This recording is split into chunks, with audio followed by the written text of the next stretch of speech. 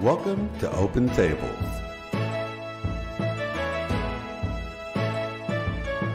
With your hosts, Cynthia Sue Larson. That it's okay for everybody to change. It's okay to let things go. And that's really powerful. Christopher Anatra. The universe is based on commerce. You know me as the quantum businessman. Jerry Hicks. I feel like I've woken up in a parallel dimension where everybody's exactly the same. They look the same memories generally speaking, but they're different.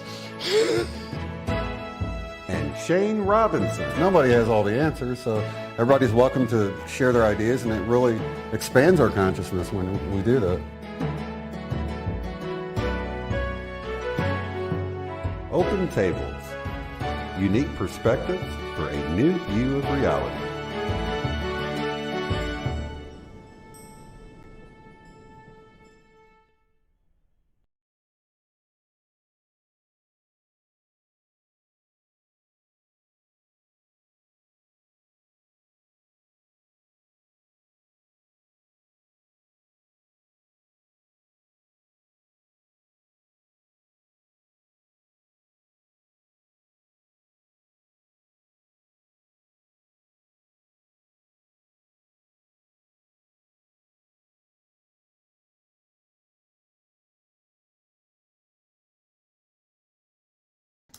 Jerry, you're on mute.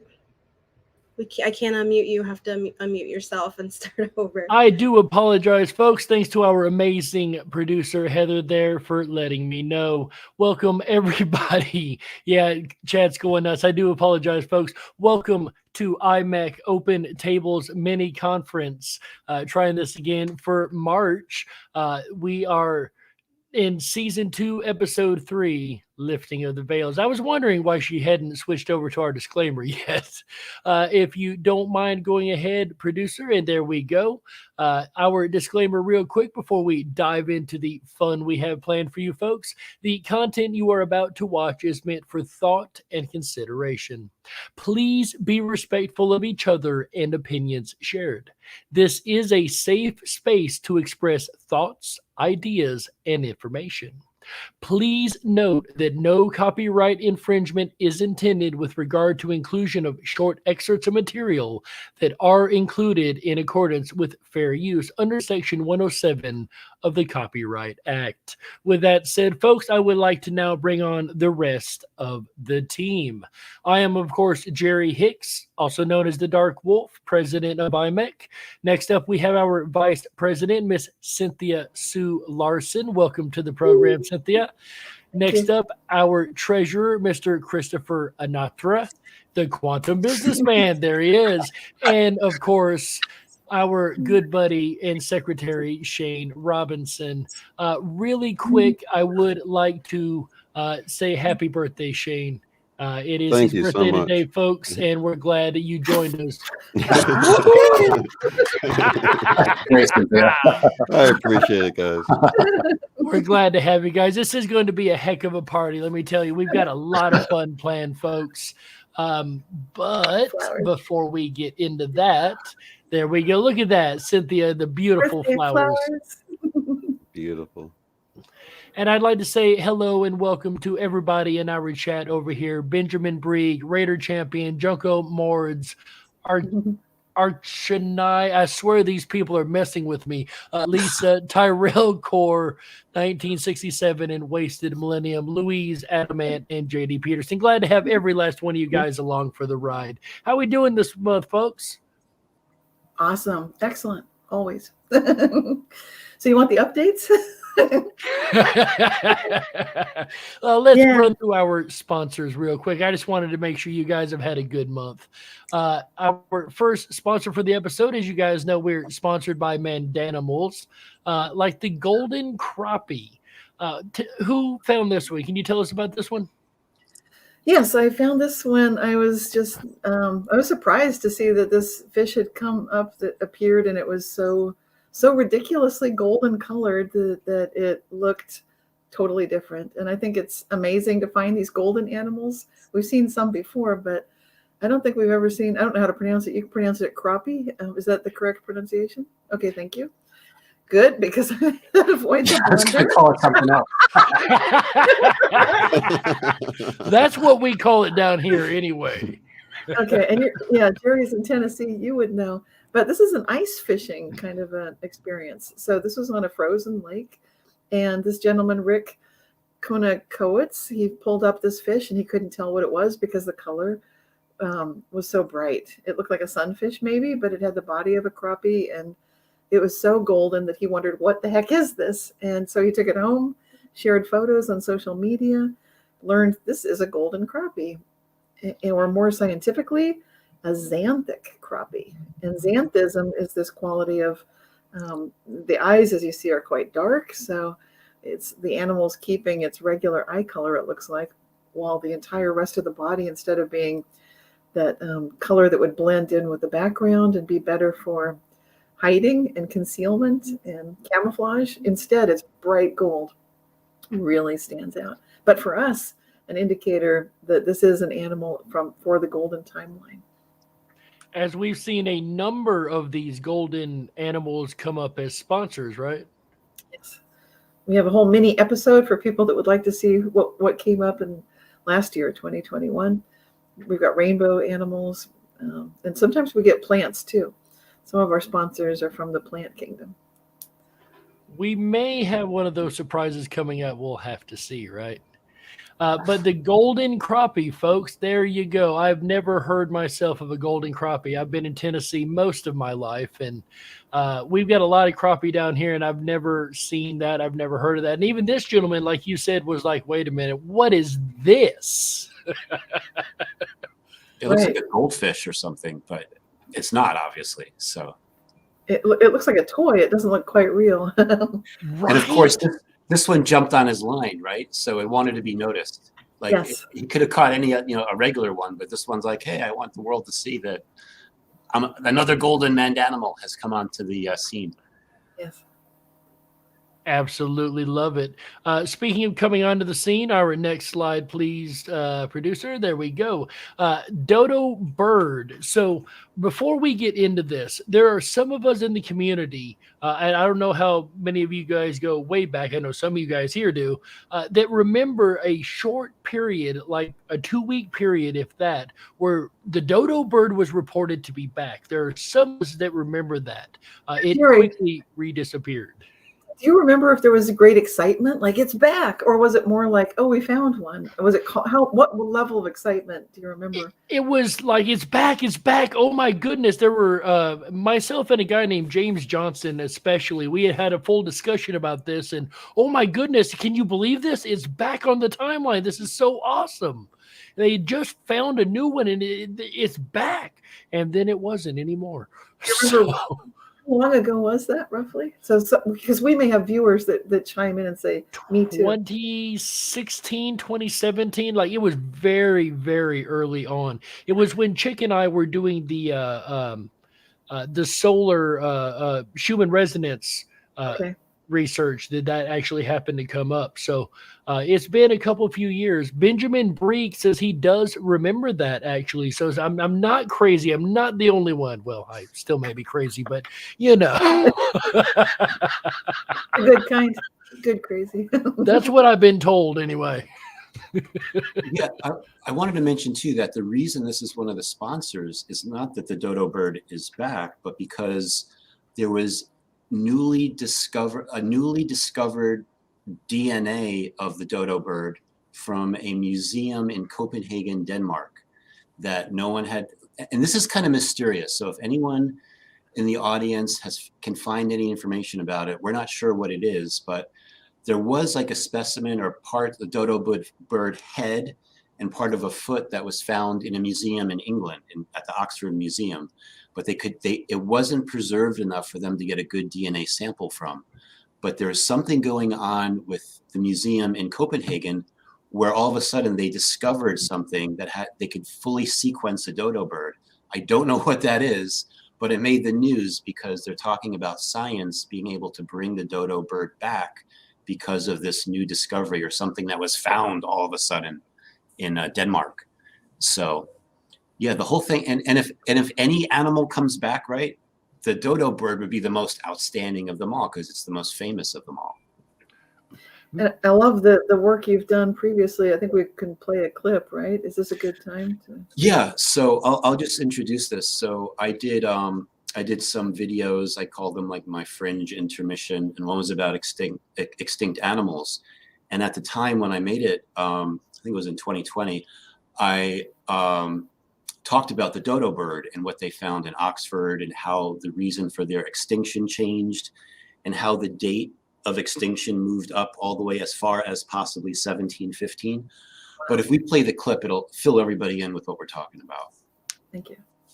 Think of extinct animals, we think of dinosaurs, at woolly my haircut. mammoths, and perhaps a saber-toothed tiger. But what about the dodo bird? It's among the most famous of all extinct animals, and wouldn't it be wonderful if they came back?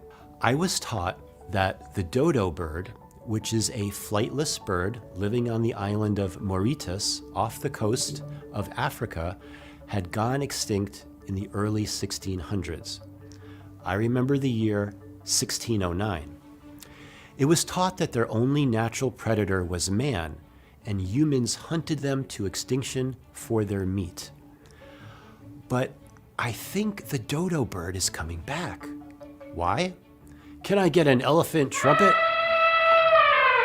Let's look at the evidence for your consideration. This will show you an example of how extinct animals can merge into the timeline. The first piece of evidence is that instead of the early 1600s, the last dodo was now known to exist until as late as 1715. That's more than 100 years later than I was taught. I found that different websites even give different dates, ranging from 1681 to 1715. This in itself could be considered residue, when there is so much conflicting information, similar to the newspaper headlines about the Titanic that was discussed in Act 3. The reason the dodo went extinct is also new for me. I remember that they were hunted by humans for their meat and that humans were their only natural predator. However, in this timeline, humans did not like the taste of their meat, and it's said that eating a pigeon or a parrot was much more preferable to a dodo. So humans are now off the hook. I think the dodos were big, fat, sort of waddly, ungainly birds, quite slow, and that all these Dutch sailors on Mauritius basically turned up and had them for Sunday lunch. But the Oxford dodo, this specimen, and this work is part of this, has changed how we think about dodos. We now think they were slimmer, quite nimble, and it wasn't the sailors that did for them on Mauritius, it was the animals they brought with them, the rats and the cats. The dodo had no natural defences against them. They're invasive species, not seen before, and they basically went for the young and the eggs, and that's what did for the dodo. So, what caused them to go extinct? Rats and cats. Why? Because rats would eat their eggs and cats would eat the baby chicks. The dodo only laid one egg at a time. Were you taught that rats and cats made the dodo go extinct? Is this a Mandela effect for you? Also, now dodos are thought to be slimmer and more nimble than once thought.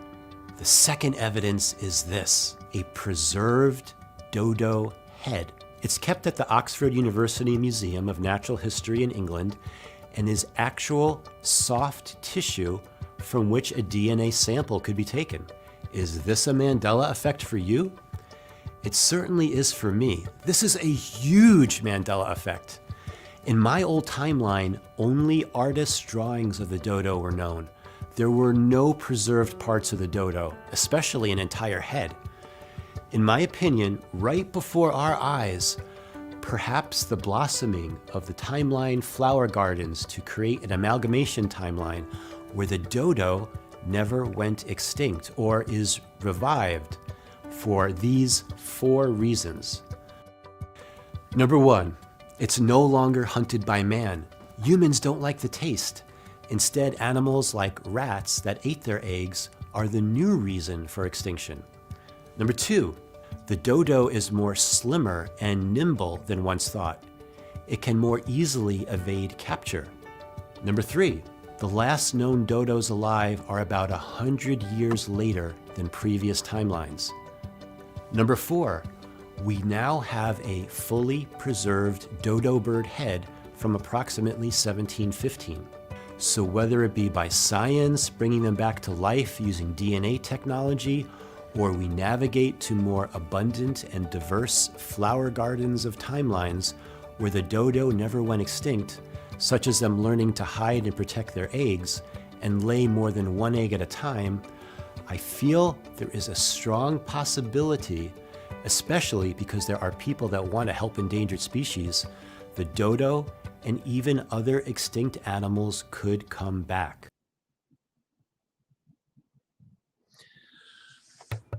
Yeah, so that's all like what the recent discovery that was announced just adds more to the drama of the dodo bird. And then there's this other video that we can play about, I didn't realize this, but this is this video that we'll play is from a Chinese website where they actually can take an egg, a fertilized egg, and actually the chick will develop from that. And this is just one of, if you look on YouTube, this is one of many, many videos you can find about how science is doing this, which makes it even more compelling that, you know, it is possible that science could bring this back, or we go into a timeline where they actually never went extinct. Either way, I think we'll be happy. Yeah, so now it's really possible that this could happen. You know, you could, whereas before it seemed like this was out of reach. For the dodo to come back through genetic, wow, this is fascinating. And yes, it's definitely a Mandela effect. All the information that you just shared in your video there, absolutely new to me. I was always taught they were hunted down by humans, they were wiped out, we were bad people, you know, all that stuff. This is fascinating that they can do this. I'm mind blown. Kind of reminds me of Jurassic Park a bit, but hopefully. It's funny you should mention that. On the New Year's special we do on the Rip and Rabbit Hole, one of my predictions is that we will have pet dinosaurs by the end of the year. So, maybe pet dodo birds, though. My goodness, they're able to grow these things now. Is there much information known, Chris, about this specimen that they just found in the museum, right? Yeah, it was, there was some kind of a conference, and one of the scientists at the conference made like the announcement that, and everyone was surprised that they fully sequenced the DNA for the dodo bird. Some people thought, well, they'd have to do some kind of like the Nicobar pigeon is like a close relative of the dodo. They thought they'd have to use some of that DNA based upon some of the, whatever they got at the Oxford Museum. But now they have an entire sample, and I don't know what that sample was. Was it stored in the basement someplace? Like, you know, who brought it to Denmark to begin with? There are all these questions. I'm sure there'll be like answers put forward, but it was all like very much like, wow, the dodo might actually come back. Science might be able to bring it back. I wanted to bring in a comment from Iron Fire Horse, who said, but I saw a stuffed one in Glasgow in 1976. LOL. So they're from a timeline where they actually had a stuffed one in Glasgow. It's amazing. That's fascinating because I've never heard of having a stuffed one anywhere, right? If they disappeared years before that was a thing, you know? Yeah. Very cool. Interesting. That is really amazing. Nora Young's The Experience says, yep, it's a Mandela effect for me. Absolutely. So there you go. Don't worry, it's Mandela effect for me too. I'm right there with you. I think the whole team is, if I'm not mistaken. I don't want to speak for everybody, but I get a lot of nods. So yeah, the whole team is. That's why Dodo is one of our sponsors, yes. And a fascinating one at that. Maybe with enough thought we can bring it back, right? Or enough scientific exploration either. Well, you've way. already seen it happen, Jerry. It's like it came back, it was here, and then it left. So looks like Yeah, we've for got me, it happened right when I was first realizing the Mandela effect was real in about 2017. I'd heard it was back. I didn't know it wasn't back again. I was assuming, Oh, it was still back. So I didn't know it was a flash in the pan sort of thing. that's huge. So two of you. Okay, Yeah. two of us. Very It's one of the strangest flip-flops I've seen. You know what I mean? Yes. Oh, yeah. Maybe one day at a future Mandela Effect conference, we'll actually have a dodo bird. We could pull up this clip and laugh about it, right? Yeah, exactly. Right? Exactly. Wouldn't that be if the clip still exists? Mandela's good at cleaning up on flip-flops, right? Exactly. Maybe we can have a zoologist come on with a dodo bird in hand, right? Right. All right. Let's move on now to our next sponsor here. We've only got 3 today. So we've got a lot of information to go through. What am I looking at, Cynthia? This happens to be a flower that with the face of a monkey. So if you look into the flower itself, you might see that the stamen looks a little bit like a monkey's long nose and got the 2 little eyes, the little face, the head, but it's actually, this is a flower, and it apparently gives off this beautiful fragrance of ripe oranges, blooms during any season, anytime, found in southeastern Ecuador. And the name of this is Dracula simia, which translates to little dragon monkey. I'm glad you said it looks like a monkey because I thought I was hallucinating for a moment. It's really cute. It's a monkey that smells like oranges. Right. And just these these animals that look, these plants that look like animals. We've had them before. We had plant that looked, I think it was a moth that looked like a snake. Okay, so that's an animal looking like another animal. But there's something interesting about this. The golden color, of course, is very interesting.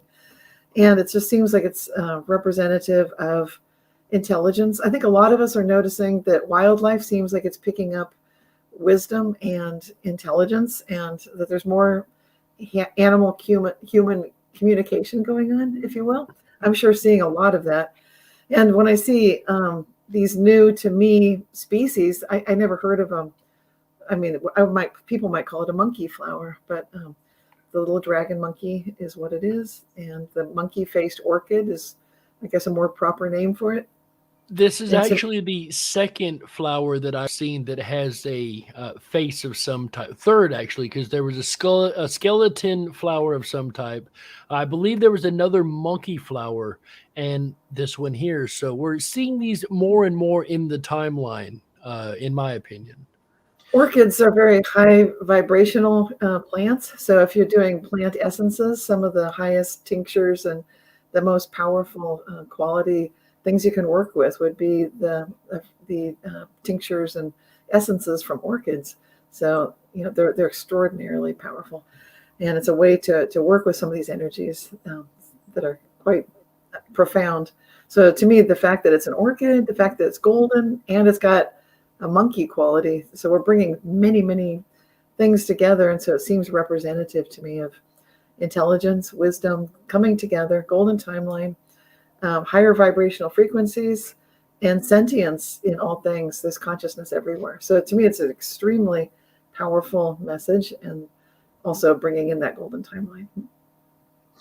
Yeah, I'll just add too, like all of these new discoveries, like I'm no expert in orchids, right? But this is definitely new for me, as well as all the other things that we're discovering.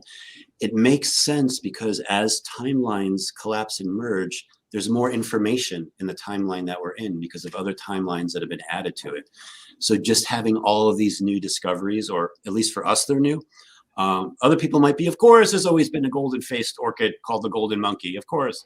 But for us, it's like, wow, I never saw that before, as well as a lot of the other things that we talk about. Right. And I fully agree. It's strange because there are those that, oh yeah, I've always known about that. I haven't. I've never known about anything like this at all. Tyrell Core in the chat says, for sure, animals are displaying more signs of consciousness, I think. And I totally agree. And I think that would apply to anything conscious. So it might not be as evident with the plants, right, as with the animals, but I would expect everything to be evolving in a sense, consciously, you know, There's a or lot- us growing to be more aware of it even, you know what I mean? Our own consciousness. Right. You know, seeing a lot of cooperation, collaboration. The flowers I'm showing, they cut themselves. They basically harvested themselves during a rainstorm, and so I thought, well, these are perfect. And then the timing is perfect for this birthday show and for the episodes. So Absolutely. seems, you know, that seems like a cooperative kind of an act on the plant's part. So if Mhm. you look for it, you can see plant cooperation too. Yes. And you do see a lot more of these stories of animals that are coming up to humans and like asking for help or are communicating more directly with humans than they used to in previous times, at least in my opinion. Right. And I've been communicating with our redwood trees. We're in a drought right now. So I've started noticing in the last year that I can, even though there's water rationing, these are my elders. These trees are hundreds of years old. So what I started in it showing them is I can bring you water, and I'm not going to quit bringing you water. You are the elders. And when I bring them the water, it's amazing what happens because they change the microclimate of our hill that I live on, and then it changes the whole weather pattern. I'm watching the newscaster saying, well, we don't know when we'll see rain, to, oh, we got a big system coming in. Oh, this will be our biggest rain yet. And it's not. As far as communication with plants, we brought up a little while back that plant communication tool, right?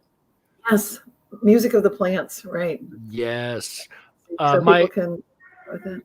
My friend Heather opposed to producer Heather, My Life DIY opposed to producer Heather. Some people are getting confused on that. But she actually ordered one of those, and I've actually seen her play with that a couple of times in the Rip and Rabbit Hole backstage. She really, really enjoys that. Yeah, it's really nice to have these interactions with plants. And even if you don't have a device like that, you can just have the awareness. Like we'll be talking today in the show. Once we get going, we can bring the plants up again, but they're here to communicate with. It's kind of like when you're backstage on our program, you can hear everything, but you can't say anything. And that's what it's like to be a plant. Right. Yeah, I kind of experienced being a plant earlier, actually. I got locked out of the backstage and had to wait to let be. I had to get back in after a couple of minutes is what I'm trying to say here, folks, and my tongue is tying all to knots. So let's go ahead and jump off this monkey. I think the monkey may be messing with my head here. I can't get my words out right. And let's get some updates from our board members, as we've had a pretty long month, it's felt like to me. But Cynthia, how has your month been so far? Oh, it's been fast. It's a lot of things going on. And I published my monthly newsletter. I printed out this copy of it, but I've been doing this every year for more than 20 years. This month I wrote on it too. It's called Face Everything and Rise. And it basically spells out fear. A lot of people tend to think that fear might mean, forget everything and run. Right. But that's fight or flight. And if you recognize, we'll be talking a lot about this in today's show, about these levels of self. And when you access higher levels of self and ground yourself in your lower levels of self, then you've got full access to these amazing quantum superpowers that we all possess. And I like to bring those into my newsletters and the books that I write. So I got to talk about that and cover the usual excellent episodes. I include the IMEC episode in here.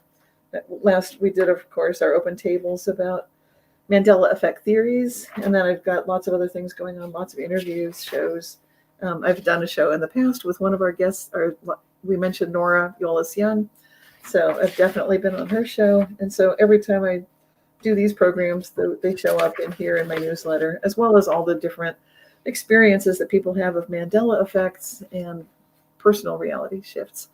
And some of our listeners are in here too. I think there's a great one if people know, she goes by Bella. She was on Rip and Rabbit, and she shares one of her experiences, and I've got an image of it. Her son was at a cafe and this is a picture of the cafe and the special table that he just happened to, his truck broke down. He's in a cafe in this sort of out of the way town. And it was Youngsville, Louisiana, is where Bella's from. But anyway, Warrant turns out to be the big band that was there. And if anybody knows Bella and they listen to the Rip and Rabbit show, which is worth listening to, then they'll hear her talking about this whole experience and her experiences with the singer. I'm trying to remember his name. What is his name? Janie Lane. Yeah, that was a good show. Yeah. Yeah, that's his It chair. was a good show. So Yeah. so Bella's son is in this cafe. The truck's broken down. A whole series of miracles basically ensue. Yeah.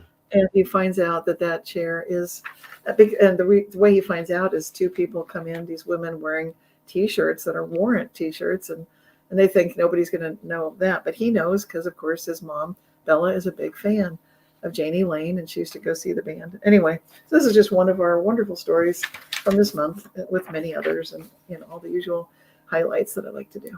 So fun. Well, let That's me awesome. tell And you. that's a great example of how like something bad can happen to you, right? Your car breaks down and it seems like this horrible thing, but then look at all this cool synchronistic magical stuff that came out of that. You know what I mean? Tons. Yes, and that's Face Everything and Rise. So it's the theme of the newsletter.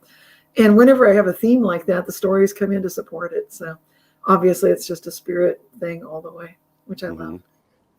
Well, let me tell you, folks, I look forward every month to receiving that Reality Shifters newsletter. I really enjoy reading through it. So if you haven't signed up, where would they get that newsletter, Cynthia? Realityshifters.com, and just go ahead and sign up. It's a free newsletter, and I don't spam or sell the list or anything like that. So it's just a monthly newsletter, and all the issues are online. So if you feel like you missed out, you haven't missed out. There are hundreds of them. This is issue number 270. Nice. Look at you on a roll. And Bella was actually at our conference in person in Ketchum in 2019. So that is absolutely amazing. Thank you so much, Cynthia. On to Jerry Hicks. Oh, wait, that's me. We actually had a very special celebration on the Ripon Rabbit Hole, March 20th. The Freedom Flame celebration, the Freedom Flame in Ripon, Wisconsin. If you don't know what that is, do check it out. Can't discuss too much of it here, but it is really, really fascinating. It's our annual show we do every year. It was absolutely fascinating. We had a wonderful time. It was a blast. Also, we've been doing the Dark Wolf's Den radio show, of course, the State of Mystery series, as we go alphabetically through the states in the United States, and we cover the cryptid creatures in the first half of the show and the ghosts in the second half. And I kind of wonder sometimes, off topic real quick, with Chris's timeline insertion, if some of these cryptids aren't coming from these timeline insertions, it's hard to track which ones are Mandelas and which ones are just cryptids at this point. But that's what we do over on the Dark Wolf's Den radio show, or Dark Wolf's Den show YouTube. It is the Dark Wolf's Den radio show that we present. Do check us out over there. We have a blast. It's every Wednesday and Thursday night, 7 p.m. Pacific, 10/9 Central. And as a DJ, this is why I am so horrible at using the mute button. Believe it or not, we are the worst at that mute button. So that's what's going on in Jerry's world. Not much of an update, but an update just the same. I've also started a new job. Shout out to those new friends I have listening around town here. We're glad to have you guys with us if you made it over here. I've actually brought IMEC up to a couple customers. Had one come in the other day and we were talking about the paranormal. You ever heard of the Mandela Effect? She said, I was just talking to my mom about that. Have you heard of the conference? So hopefully we brought a couple of those folks over. If you guys are here, shout out to you guys. We appreciate having every last one of you guys along for the ride. And next person along for the ride with IMEC is our birthday boy himself, Mr. Shane Robinson. How's your month been, my friend? Awesome. And I want to say thank you to Tyrell Core for the $20 super sticker. Thank you so much for that. Woo, woo, woo, woo.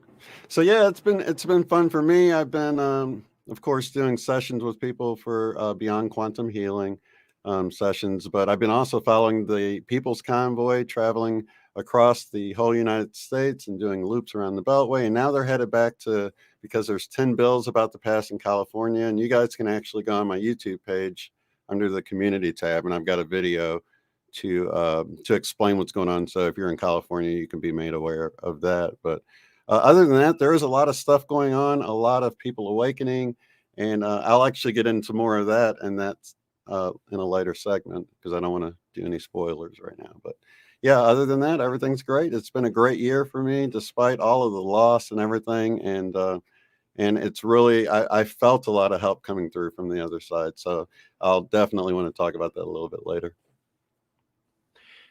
Absolutely wonderful, Shane. Happy birthday once again from all of us Thank here. you.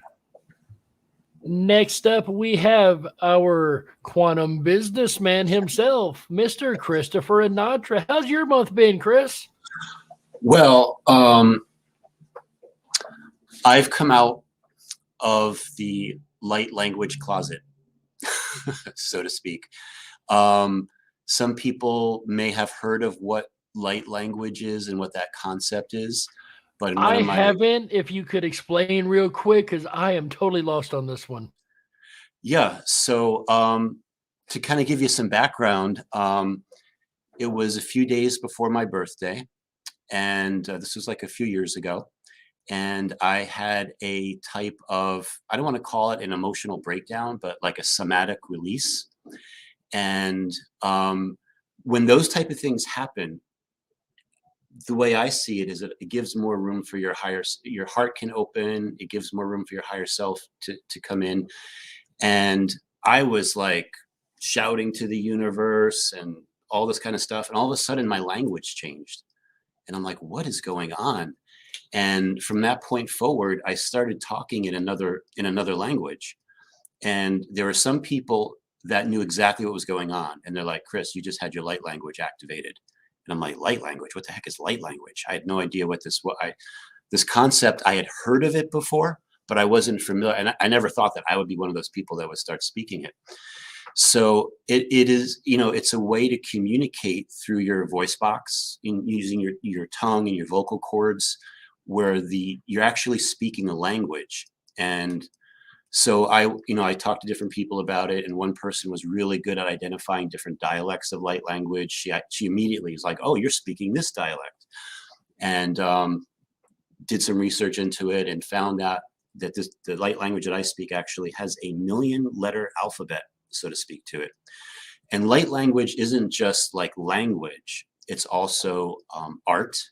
Some people create like light language symbols, a light language art that can activate you.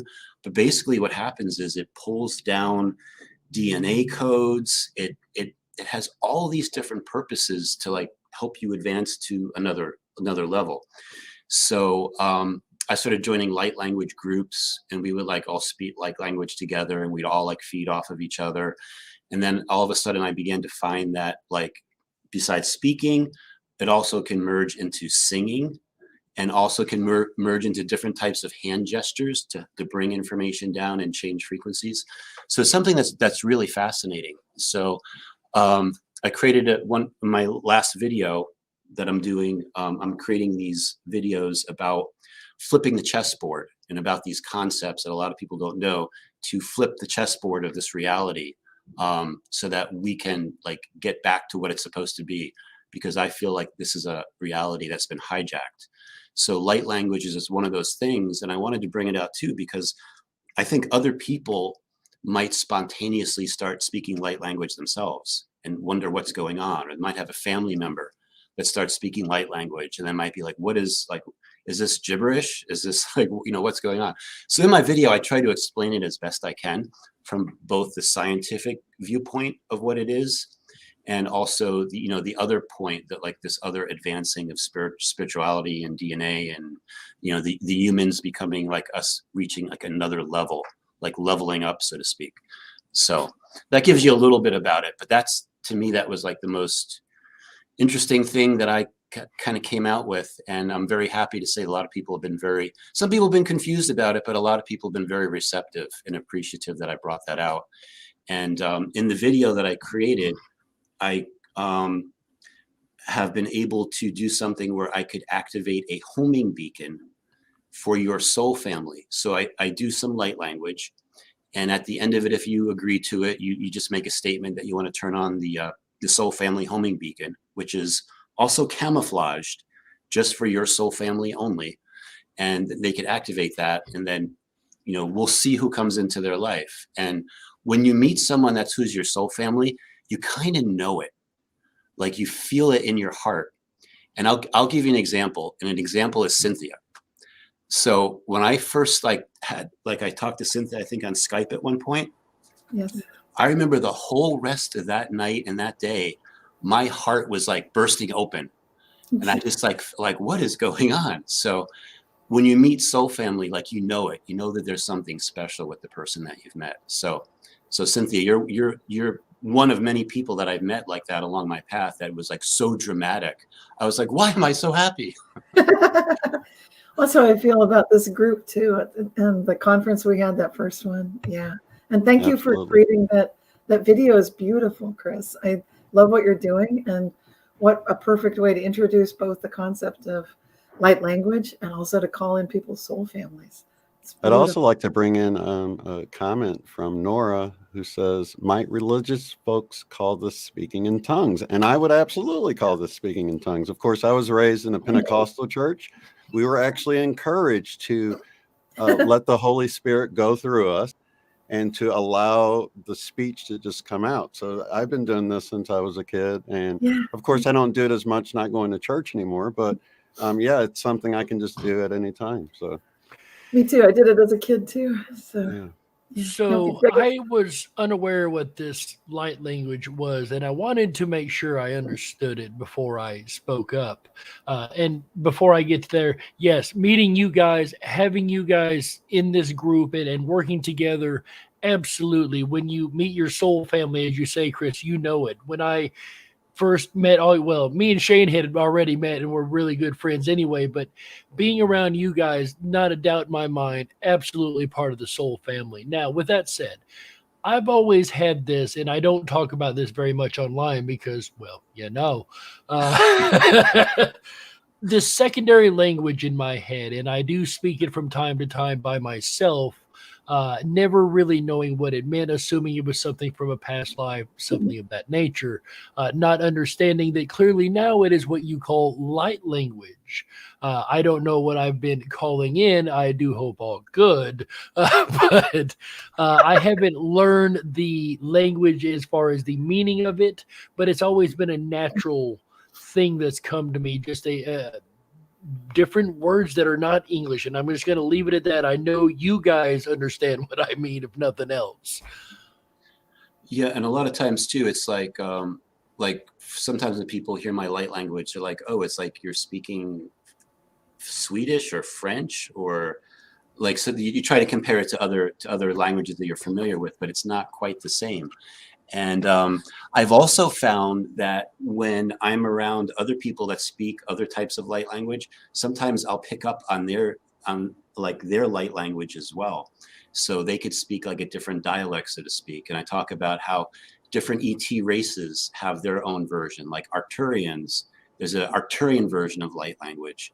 And there's a version that I speak, which is like another version of more of an ancient light language. And then I give like the other side of it too, because there's something else called dark language that I think people should be aware of too. That's the other side of it, where you could actually send out curses and so forth. It's a very negative thing. And I've actually, I've heard people actually do that. And I don't think they understood what they were doing themselves, but for the most part, one must be cautious without a doubt about what they're listening to.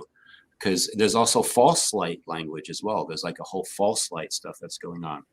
So you have to be very discerning about, what you listen to. But if you're creating it yourself, it's your higher self that's coming in. You're opening your heart and you're allowing your higher self to come out and put something into the quantum field, so to speak. Whatever that might be. One word that came to me when I was very young, probably just shy of being a teenager, was Sirocco. And the reason I say that is every time I've ever said it, the wind has blown. Now you laugh, but check this out. I got curious one day and said, I wonder if this is actually a word somewhere. It means east wind. That's great. Yeah. Now, again, this came to me. I didn't know it, and there's no way I should have known it. And then once again, when I look it up, it has the meaning of what is actually occurring physically every time I say the word. So there you go, guys. You want to play with that. That's kind of one example for me. Soroko, Soroko Ka, things like that. And I later learned what Ka means. That's student, believe it or not. But Chris, before we do move on really quick, it's been requested that you give an example of light language. Okay, so if I give an example, I usually would want to set an intention for what I'd be speaking. And so, okay, so here's an intention. So who doesn't want more magic in their life, right? So I think we all have the ability to be a little bit magical from time to time. And I think we have these things within us called like magic generators that help us produce so many units of magic energy. So I'm going to say something that could help our people listening, their higher self might be able to tune something in so that they can start to activate your magic generator. And I bring that up too because one of the things I talk about is the Mona Lisa painting at the Louvre. Like sometimes people wonder, like, why are they so attracted to the Mona Lisa?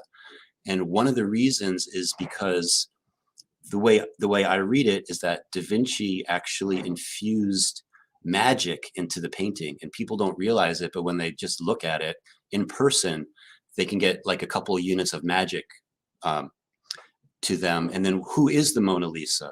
And that also is like a representation of Earth herself that I've come to find out. So, so with me saying all this, here's an example. Mashontia pantia tukshan la tushan nisa bandutian tua swakusha patuisha tutuya. So I'm telling you, yes, you all have the potential to have magic in your lives. Moshonia matuya. You just have to remember.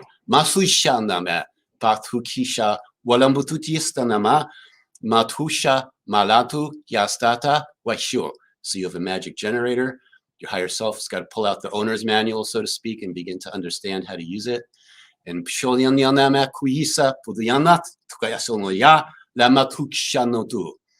so that's an example of what it's like. And then sometimes I'll do it like with hand gestures, and it's just like I just open myself to it, and it just like happens, and it just flows. And sometimes there's singing involved as well. So it's great. So it's like another way to look at a way for us to progress in the Earth game and for us to advance in the Earth realm.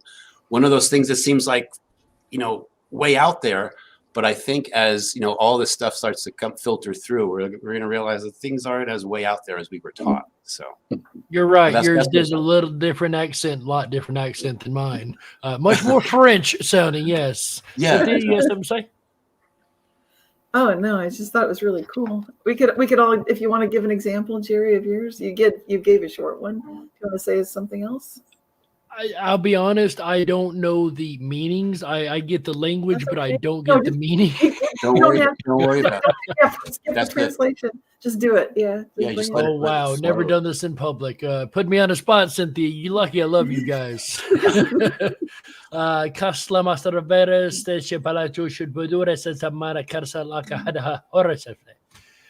have no idea what I just said, but that's an example. That's really interesting. And for people that can translate, they would actually be able to tell you like, oh, you're speaking this dialect and you just said something that's important for whatever reason.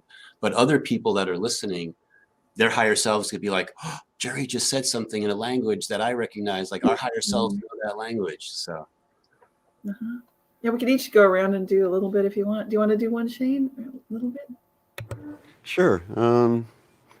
Bresenetia katana nanahaya, brekeno soroturata, sanatitiata, sarapranaka, soratoratinana. And I have no idea what I said either. That's great. That's great. I felt that in my heart. That was beautiful. I don't feel so bad now that I don't know the meaning of the language either. But that was amazing. It's okay if it bypasses the rational analytical mind. That's all right. So yeah. So for me, I started out singing it when I was a child, but I can try just talking too. And so this will be a blessing for everyone. I like to sing. So I'm going to sing it. I just feel like I can hear it. So I'm going to sing it.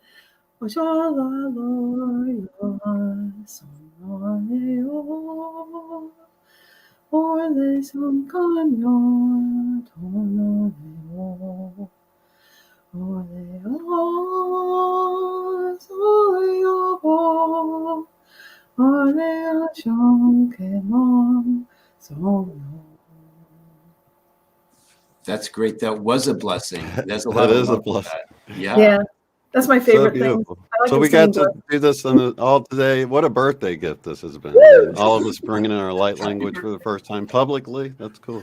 Woo! Wow. And okay, so Adamant says sounded like a combo of French and Klingon. Now it makes me wonder with that statement if some of these alien languages they be coming up with might very well, for like Star Trek, things like that, might very right. well be coming from light language. Now that it's mentioned.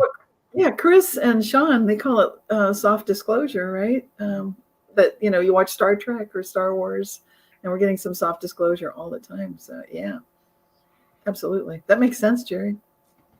Speaking of disclosure, let's disclose our next slide, folks, and move the party along here. This has been absolutely fascinating. We could do a whole show just on light language at this point, I do believe, but we're running out our first hour, and we definitely need to move on. Folks, do you remember Mickey Mouse having a middle name? No. No, we got a lot of head shakes here, and I'm pretty sure people in the audience going, no, you don't. Yeah, he does. His original name apparently was Mortimer. That's new to me also, but his middle name, folks, is Theodore. Mickey Theodore Mouse, not Mickey the Mouse, right? That's like Smokey the Bear, which is a Mandela effect. But I remember Smokey the Bear, but not Mickey Theodore Mouse. I remember Smokey the Bear too, by the way, 100% on that one. We're going to have some more earlier Mandela effects coming up here shortly. Minnie Mouse's full name, Minerva Mouse? What? Wow. The only time, go ahead. I was going to say, I guess Minnie is short for Minerva.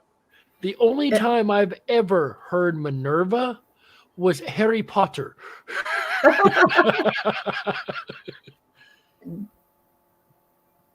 This is new. That's really wild. Yeah, and Donald Duck's too. Fauntleroy? Donald Fauntleroy Duck. Fauntleroy Duck. No, this is all new to me. I've never heard of any of these middle names of these characters. I grew up on Disney. I don't know about you guys. Yeah, not only that, but those are the comic books that I would buy. I didn't buy the superhero comic books that would be valuable now, and unfortunately, I bought these Donald Duck and Mickey Mouse comic books. There's no market for them. I took them into a comic shop a few years ago. No, nobody wants them. But that's what I was reading, and I never saw it. I would have seen these names, and I did not see that. Yeah, and I tried to do some research onto this one to find out, like, did Walt Disney like add Theodore in 1952 or some? I couldn't find anything historical about that. I even was looking on the Hollywood Walk of Fame because Minnie Mouse and Donald Duck are there. I thought they'd have their full name, like everyone else's full name is there, but it just says Mickey Mouse and Minnie Mouse. But if you Google it and research it, oh yeah, they've always had the middle names. So. In the comments here, Iron Fire Horse says, I remember Smokey the Bear. Yes. Did he disappear? Well, I think it's just Smokey Bear now, right? Yeah, it's always only been Smokey Bear. And anybody, those of us who remember Smokey the Bear, that's a Mandela effect because it was never that. Yeah, that's weird. I definitely remember Smokey the Bear, for sure. Winbach, I'm going to agree with you. How do 4 people speak the same language at this one live stream?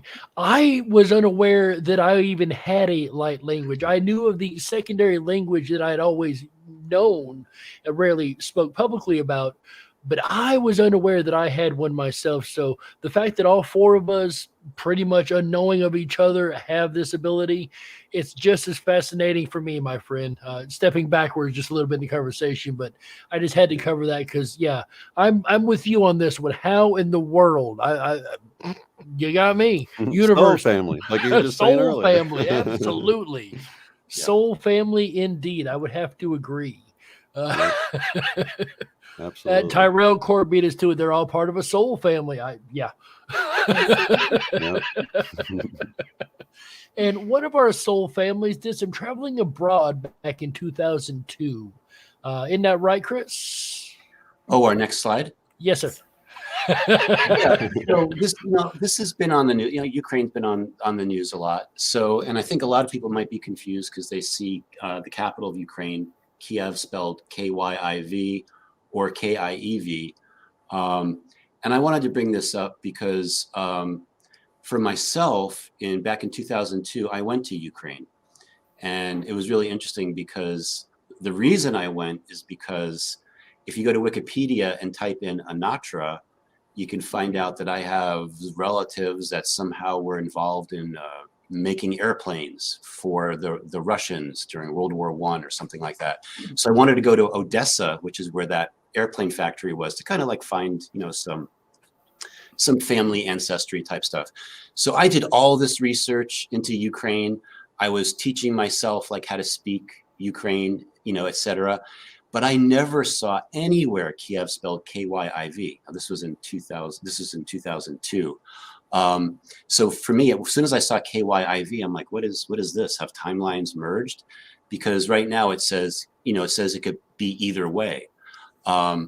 So I thought this was something that, is it like a merging of timelines?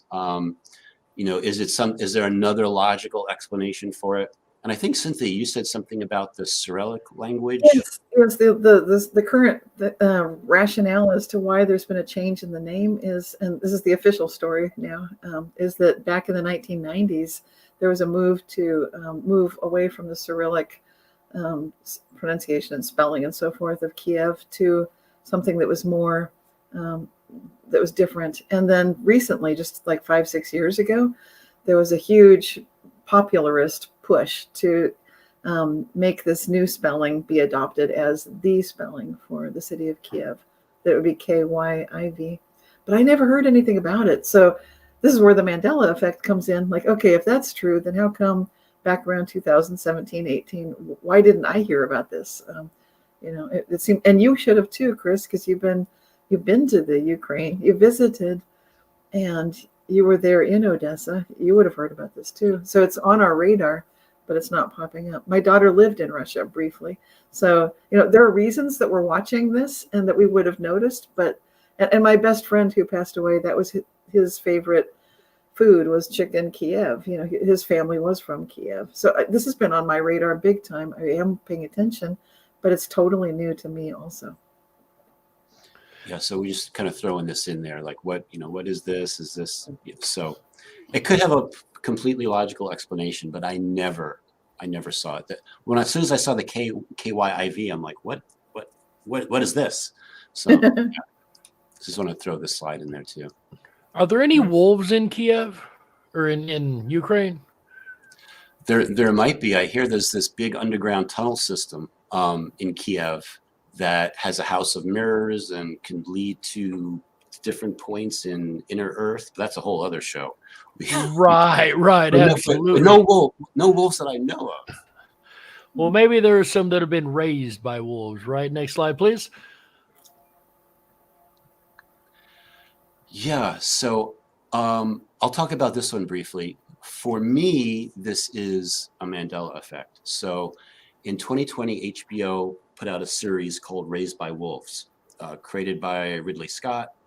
It has a famous actor inside of it. His name is Travis Fimmel. He's the one he also played Ragnar Lothbrok in the show Vikings, which was on the History Channel. Yeah, this is who the actor is. So a lot of people might see him and be like, oh yeah, I remember this guy. And by the way, he almost has the same haircut in the Raised by Wolves series.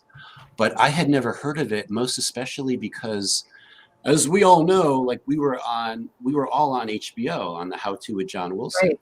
So to get on there, I had to subscribe to HBO Max, and then I every week I get at least 2 emails from them a week about what's streaming, all the new shows. And then a few weeks ago, I got something about, the second season of Raised by Wolves by Ridley Scott is out. I'm like, what is this Raised by Wolves by Ridley Scott?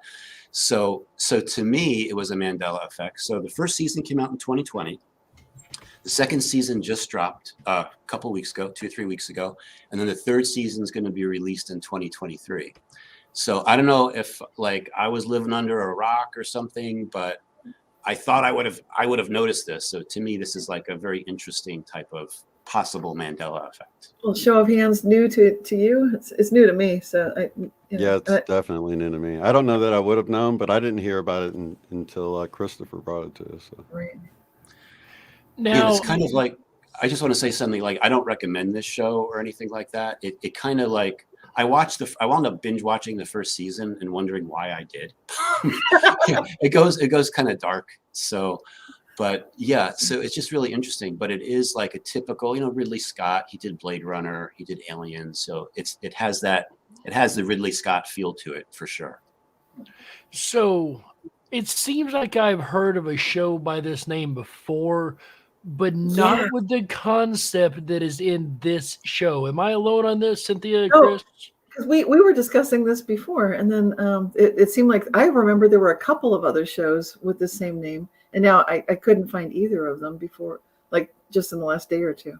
And then Chris, you were saying something similar. Yeah, I can't find it now. Maybe I'm not looking hard enough, but when I went to Netflix and I typed in Raised by Wolves a few weeks ago, there's another show called Raised by Wolves, which is more of like a modern day drama of like some high school kids or something like that.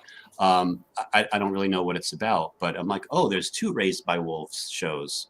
That's really interesting. But now I can't find the other one that's the modern day one. Maybe I haven't looked hard enough. So, but yeah, there was another show called Raised by Wolves.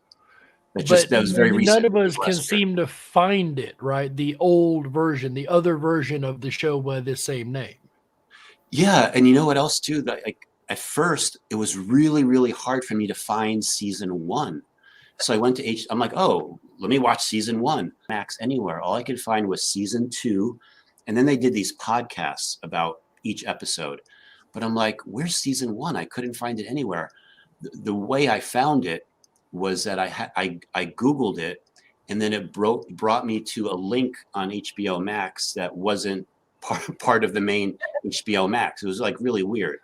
So I just wanted to mention that as well too. It was like really season 1 was like really, really hard for me to find. And that was not the case, for How To with John Wilson, because we watched that because we were featured in it. We were, part of the show, season 1, episode 3, and it was like their memory issue episode. Yeah. So that was not hard to find. So this is just weird. We've had so much trouble. Maybe you caught it like right when the Emmy was happening. The programmers are like, "Hurry, put season 1 in there really fast before he finds out it wasn't really there." It seems like that sometimes when you catch stuff, and then you can see things changing in real time. It's really weird. like there's when sometimes when there's a timeline change or a timeline insertion, Yes. like there's a weird video or it's like really like hard to watch, like it's not clear like it should be. Yeah. So. Yeah, so it smacks of something of being time related somehow, Mandela effect related. And it can change from hour to hour, or the next day you'll go to show someone and it'll be different than it was the day before. You're like, oh, well, that's not what it was yesterday. Right. That's when it's aggravating. When you find something, you've seen it, you know what you saw, you show somebody else, wait a minute, that's not what it was. I swear it's not what it was. It's happened to me. Yeah. Speaking of swearing, our next slide, the guy here swears he got this right, and I'd swear that he was right too, and I'm sure a lot of you would. This is an older Mandela effect here. The Sweet Dreams Mandela effect. Do you know that song, Sweet Dreams Are Made of? Yeah. What's that word? Sweet Dreams Are Made of? These. It's kind of funny because I used to have a company that I started called Sweet Dreams LLC, which owned a couple of Cold Stone creameries. If you guys have ever heard of that ice cream concept. Yes. So this is back around 2001, 2002. I opened a couple of Cold Stone creameries in Connecticut, and I called the company Sweet Dreams, and the company's theme song was Sweet Dreams. So I'm I think almost everyone's heard of the song. It was like really popular. Yes. But this was an interesting thing because the person on the Wheel of Fortune like said the title wrong, and it kind of gets a little complicated. But if there is a Yahoo News article we could play. Yeah, let's play it.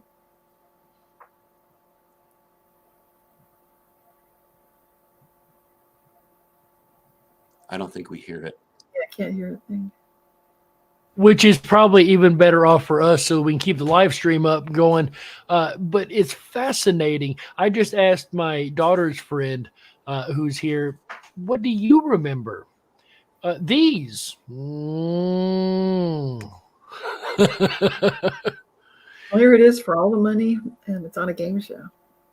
So, Yes, so- it's really interesting that this is coming up on game shows. We know Alex Trebek included a Mandela Effect category on his, but what happens when it starts affecting things like game shows, right? When it really starts affecting non-Mandela affected people. Yeah. Well, if we can't play the clip, we can say what happened. We're having some technical difficulties. See if we give it one more go.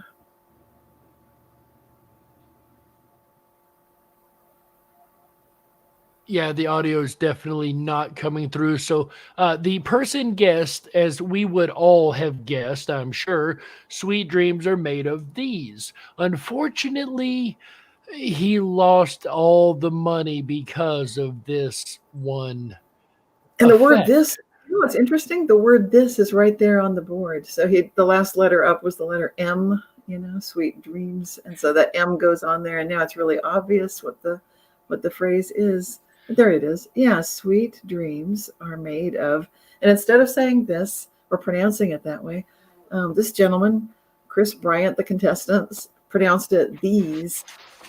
And that's where they said, I'm sorry, But, I love what Shane said right before we did the show. Can you say that again, Shane? Yeah, I was just saying, like, if she's able to sing it and pronounce it these, then he should have been able to pronounce it. I mean, it's on the screen the right way. It seems that he should have been able to say these, even though it's, but I understand. Well, Yeah, back to 'cause, the like- logic base, as Chris brought up, and I'm probably going to steal your line here, Chris. I apologize. It doesn't rhyme with the next words in the song on each line. Like one of them, who am I to disagree?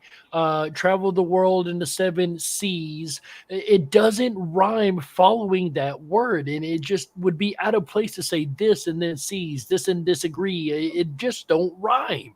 So there's a logic base to this too. Go ahead, Chris. Yeah, I was going to say, like, if you look into it further, the official reason is because British people, I'm just repeating this, British people pronounce the word this as they say these instead of this, which I never heard of that before.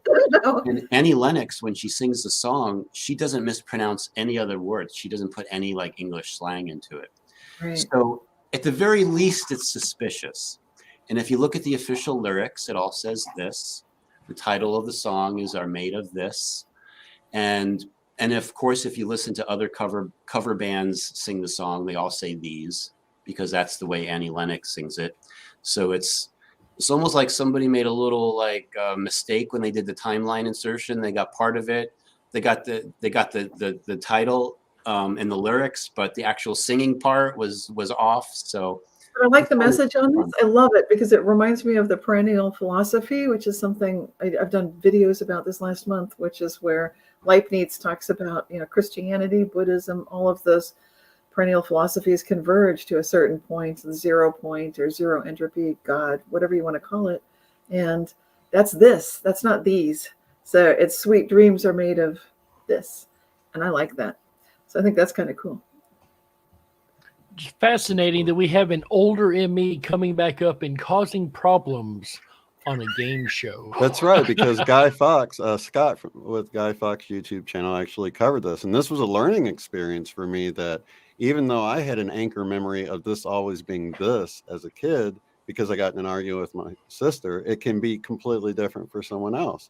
So I remember being in an argument with my sister saying it's these, and she showed me at the end of the music video on MTV, this is like the 80s, there was a book on the coffee table and it said, Sweet dreams are made of this. And then she like rubbed it in my face. So I remember, I have an anchor memory of it always being this, even though it sounded, to me, it sounds that the sound has not changed.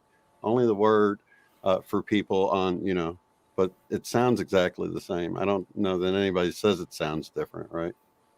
It's just I wish I had the old pull. Remember the cassette tapes had those pullouts and had all the lyrics on them? Yeah. I wish I had one of those. I could verify, you know what I mean? At least I could have as a kid, you know? Yeah. But there you go, folks. The Mandela effect has become much farther reaching than we even thought it would. What's really going to be interesting when it gets into the courts, right? Things in court start changing. That's really going to be intriguing. Let's hope it doesn't go that far. But speaking of going too far, let's go on to the next slide here. This is intriguing. I'm going to go ahead and throw it out here now. The only way I ever remember a pope leaving the job was leaving the world. I don't remember a pope being able to step back, but apparently that's a thing now. Could you guys explain this to me? I just wanted to say something first. Do you guys remember, like, before, you know, when we were planning this episode together, I in one of my emails, I said, include the pop. Yes. Yes. I left off the E and the question mark, like include the Pope is what I was supposed to do. I responded like, what is this? What is this? Right. Yeah, I never figured it out until just now. So Yeah, thanks for telling me that. Me either, I was Shane. wondering what the pop was. But yeah, I guess it's a thing. Popes can retire. I think it was 600 years ago the last Pope retired. And so in this timeline, you know, Benedict didn't pass on like so many of us remember. He actually just retired, and he lives at the Vatican. He's got like his own wing at the Vatican. So we got two popes alive together living at the Vatican, which to me is kind of like a Mandela effect. Like I never knew that before. Yeah, because I thought there was only supposed to be one pope at a time. You know, that's kind of that thing, right? The Pope passes away and the cardinals meet to elect a new Pope. That's the way I always remember it being. All the smoke signal stuff going on. Yep. Yeah. And then the next one comes in, right?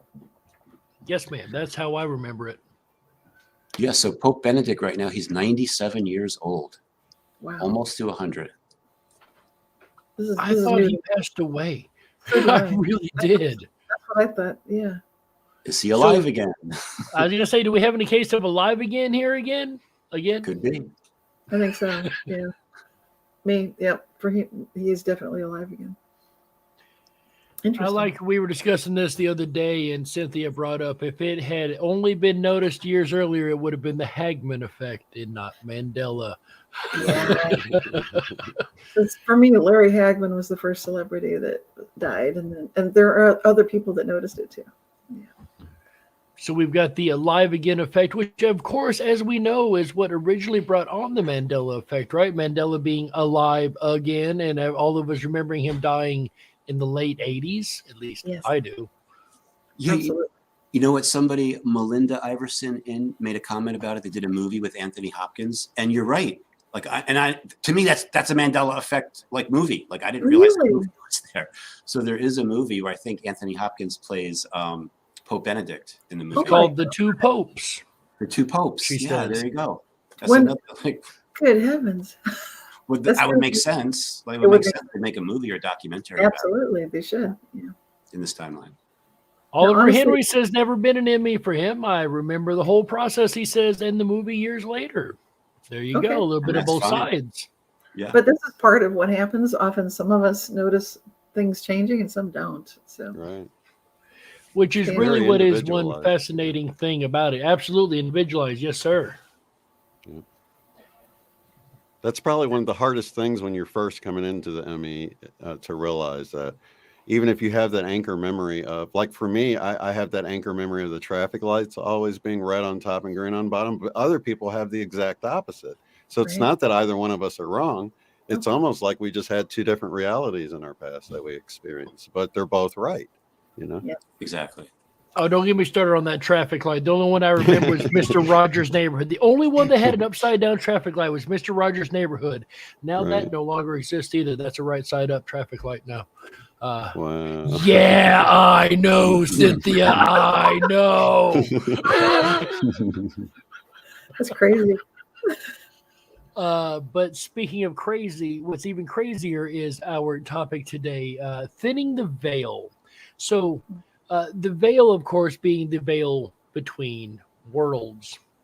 Yes. And yes, I forgot to rearrange my slides here. Some of this has to do with synchronicities, right? Cynthia, do you want to take over from here? Yes, this is exciting because we were choosing the image to go with today's episode, and you had a great one. I love yours, Jerry. We didn't actually use it this time, but it's on standby. Quite okay. Quite okay. because what happened next is remarkable. I suggested this image, which is from an ancient woodcut, an engraved image. Camille Flammarion put this together, and after sharing this, it looked really good. But then Heather, our show's producer behind the scenes, we got to hear her at the beginning today. Basically, she had drawn a card for the day from her tarot deck, and it was called the Seeker. Now this is where it starts getting really interesting, because not only was it called the Seeker, which goes with a similar image, looks almost identical. There we go. Thank you. So you can see this. So it's ridiculously similar. It's remarkably similar. It's not identical, but it gives you the same idea of a person looking through the veil. Absolutely. And I love the way this artwork depicts this concept, and it's from the 1800s apparently. Anyway, very synchronistically. So we've got Heather and myself getting the same kind of image. So clearly this is the image to go with. But the fact that when Heather showed me the photograph of her tarot card, the Seeker, that was another synchronicity for me, because the most recent article I just read was from the Harvard Business Review talking about self-awareness, and that there's an internal self-awareness and an external. To be truly successful, you need both. But most of us don't really develop both, let alone one. But the Seeker is the person who's beginning on that journey and recognizing that they would like that awareness of both internal and external self-awareness. And it's also this, and then Heather's deck had a description card in the book showing that there's a thinning of the veils, and that that this can happen, which is exactly what we're talking about today. So with all that synchronicity going on, it was clear this is the image, and there's a deep, deep coordination going on as usual for all things IMEC. So standard. Absolutely. I'm really into Jungian philosophy, and not a lot of people are, but he speaks a lot about synchronicities. As a matter of fact, if I'm not mistaken, he did a lot of the core work on synchronistic psychology, right? Right. He was one of the first people to step up and say, okay, this is going on. This is real. I think that there was a stigma about it, but he got egged on to do that by a friend. So kind of kicking and screaming, but he did. So, and that's a service to the world to say synchronicity is real. This really does happen, that you can be talking about something, thinking about something, and then have it show up in real life, like you're living a waking dream. And this is something we often all talk about too. I could not agree more with that. Synchronicity, you can never convince me it's not real. And the reason is I used to drive around this town a lot. Every day, all over town, driving. There's before Uber and all that. I wasn't driving people. I would mainly be driving by myself. A lot of driving thinking. And that's where it comes in. I cannot count the amount of synchronicities that would happen to me on a daily basis. Every 10 or 20 minutes, there was a new one. Down to the radio's playing a song that says a bag flying in the wind as the bag flies past the car in the wind. Every little thing. Somebody says a word that's on the vehicle in front of me. These synchronicities would be so often that it was weird when one didn't happen.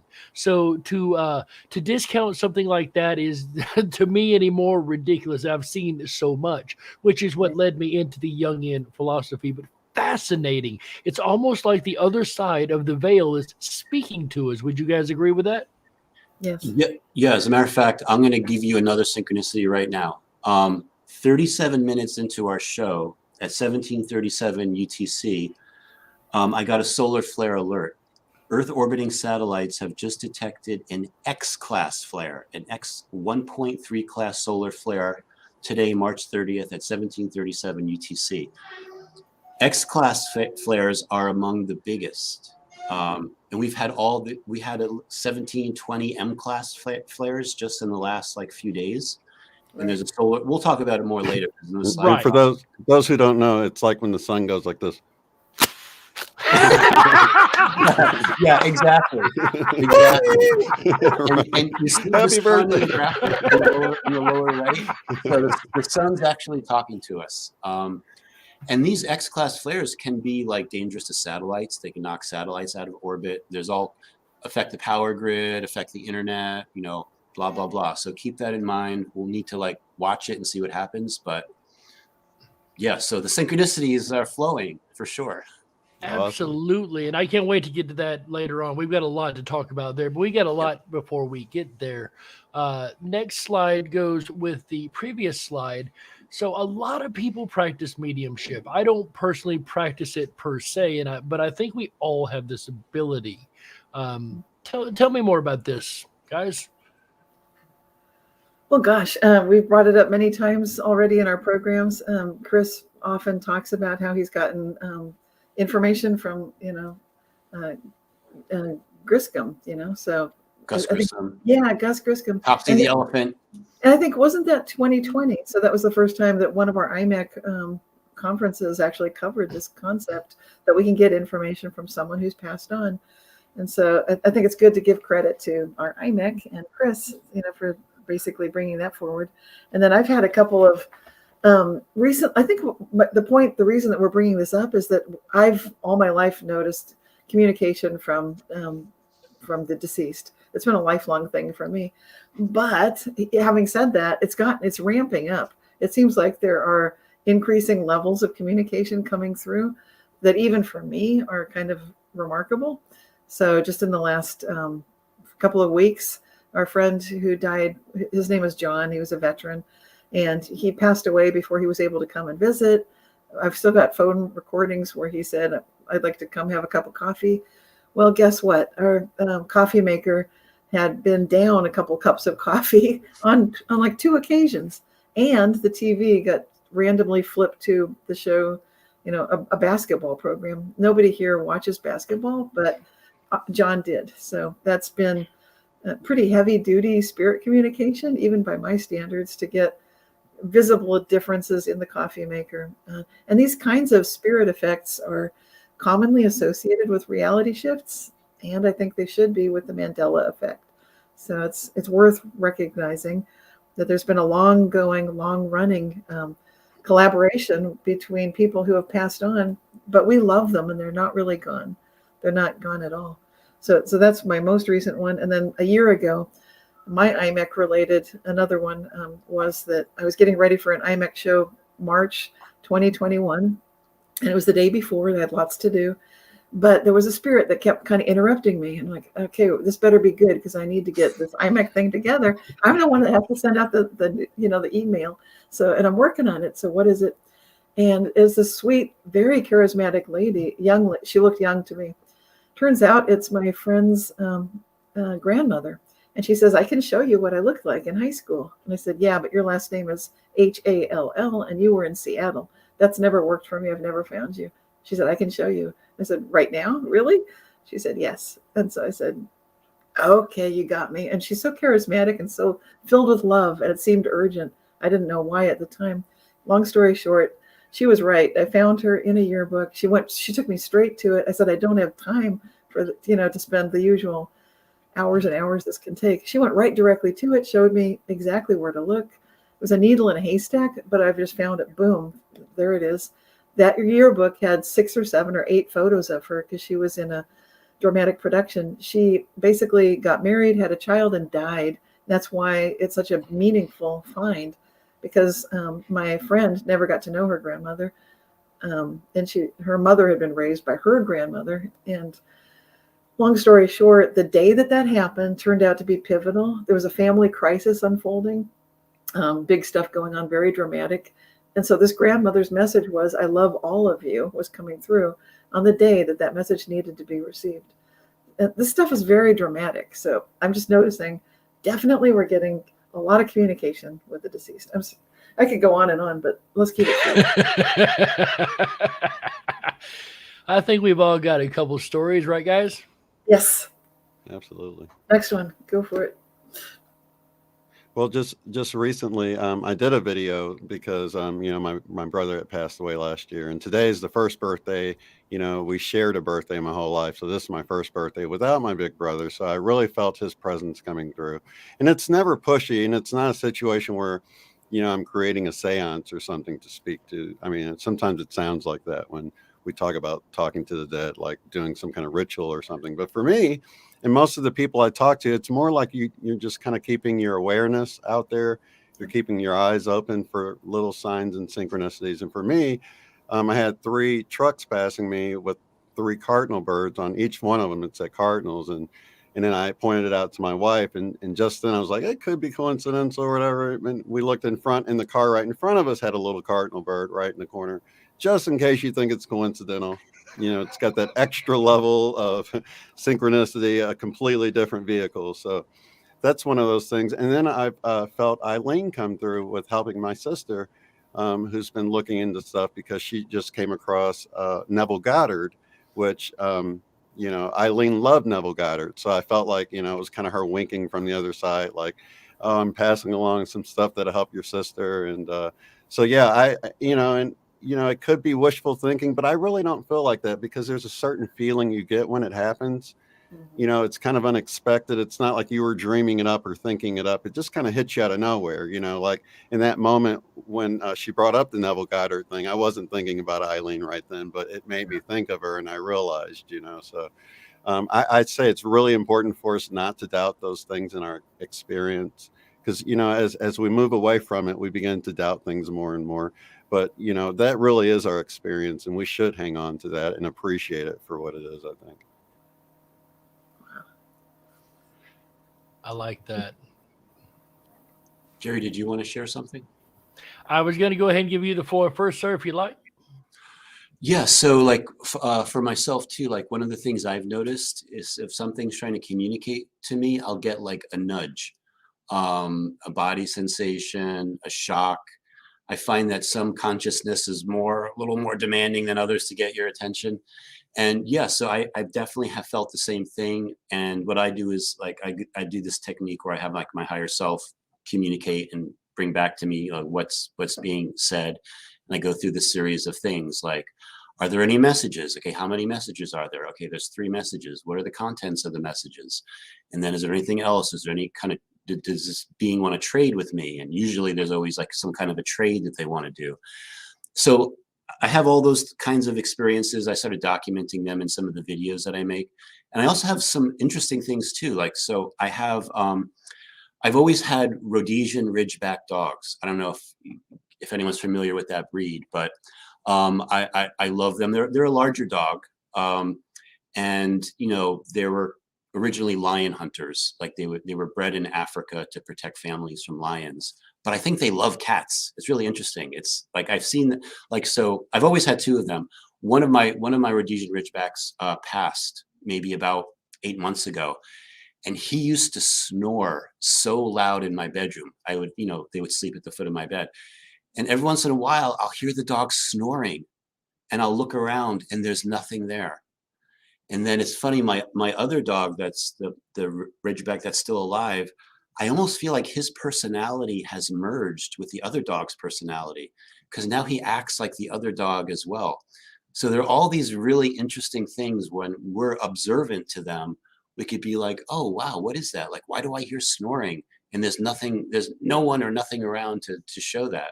And then why do I see personality traits that one dog had? Now the other dog has those same exact personality traits. So all these things are like very, very fascinating. It really goes to show that it doesn't necessarily have to be a human per se, that the soul survives regardless of what the dog, the cat, the human. I've heard a lot of stories of cats, and you brought that up backstage earlier about cats that would rub against your leg. If you lost a cat or something, you could still feel it every now and again, right?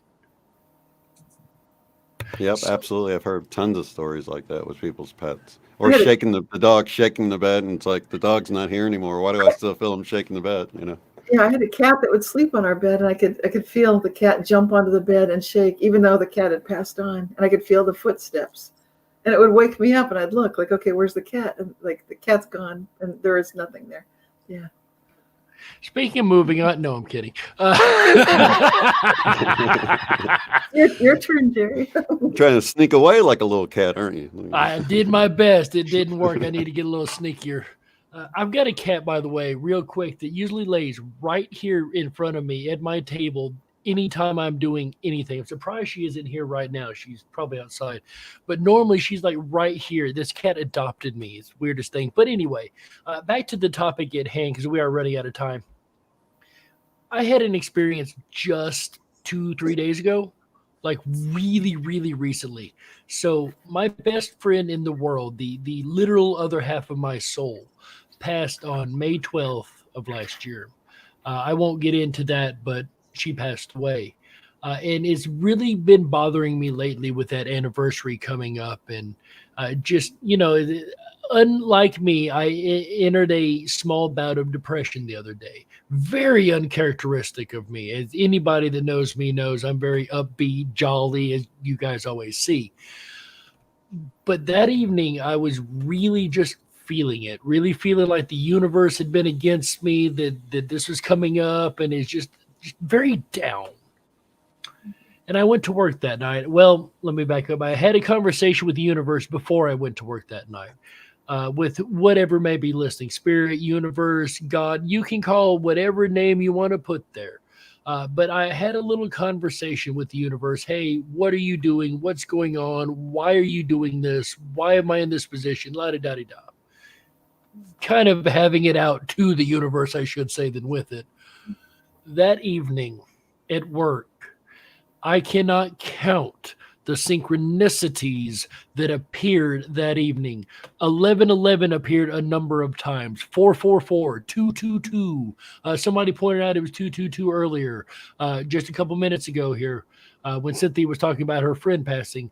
555, 444, 333. I had them all. It was like universe was screaming at me. Don't worry, still here, calm down, right?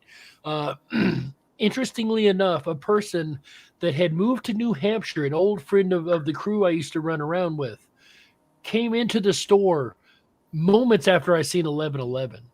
And we got to talking about my best friend who had passed away. It was almost like the message was being brought in. Like I said, they had just come back in state from a whole other state. So to even have them here, let alone at a different side of town than I'm ever known to be on, it was just so many synchronicities that night, that whether it be her, reminding me, or whatever the case may be, it was one of those moments where universe was screaming very loudly at me, and I really did feel the synchronicities, feel that other presence there, that the universe was with me, that she's still with me, and I still feel her to this day.